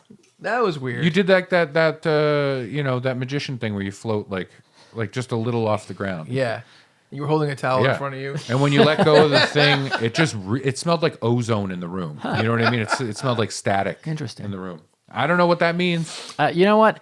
I had like the pepperoni on my pizza was extra spicy, so like sometimes that just messes okay. with my That brain. happens. That can happen. That's classic. Yeah. But no, I do think that weirdly, maybe I'm externalizing Right? an internal thought, or I'm internalizing the question. Either way you want to look at that. But I feel like pent up. Okay. You know what I mean? Yeah. Like I do feel a sense of like, wait, oh yeah, fuck. Yeah. Let's go. You know what I mean? And so I'm I'm optimistic about that. Yeah. I hope. Yeah. I hope. I don't know. So I think I'm finally going to rob a bank. That's all I'm trying to say. Yeah. Fun. Hopefully I get hit by a city bus. I would love to see you in a lineup with like, who was it? Yeah. Number 3, stop hunching down low. Stand all the way up. It's all the wrestlers from the micro wrestling show. This guy. So go ahead and say the words on the card. Give me all your money. I'm 6'7". Yeah. That's funny. Oh boy. But no, I think that's hopeful, right? Yeah. Oh yeah, that's That's a good. I hopeful mean, that's thing. good. Yeah, I Yeah. think so. I think so too. I mean, I'd love to figure out how to grow the podcast more. I know we said that last year too. Yeah. And we have. And we have grown it. Sure, yeah. And I want to just do as much as we can. But yeah, but and I got to say, one of the most pleasing developments is how many people listen to the podcast and are passionate about the podcast and are like excited for it Yeah. every week. Yeah. And they say things like, "This used to be my favorite show. Funbearable is now my favorite show." Or "Funbearable is my It's top." wonderful. Yeah, You know, it that really stuff is very, very, very helpful, and it means a lot to me. Yeah. Yeah, it's good stuff. Well, if you all out there have things that you want to contribute to the discussion, maybe a show we missed or a band we should check out, like my friend is in Violent Soho. Here's another band you should check out. Whatever. If your friend is in Violent Soho, Tell them to get back together for Ray. Yeah. They can name their Please. next album for Ray Harrington. I would allow it. Yep. Yeah. And then it's their worst review album. Yes. Total trash. Oh no. Send us an email, funbearables@gmail.com. We're happy to hear from the Fun Bears. Oh, I have another prediction. One last good. one. Yes. That I still won't tell that story of the worst show I've ever done. Fingers crossed. I think that'll be fun. Here's the hope. Okay, I'll tell it now. Oh, for So- Ray Harrington all and right. Chuck Staten, I'm Brad Rohr saying thank you so much, and we're sorry for being Funbearable. Now I have a new story to tell about See, worst I'll show. I see you ever guys did. next year, I guess. We're just going to use AI to Yeah. fake it and then we'll just be here for the year. Yeah, we type in loves hot dogs. Yes. Run program. Loves hot dog. Horny. Run Super program. horny. Will fuck rocks. Yeah, we'll fuck rocks. Run program. I don't know. You do it. I can't say my own. Just a nice guy who doesn't make fun of his friends. Handsome. Run. The idea that we just give you compliments and it fucks up the whole thing. I don't like it.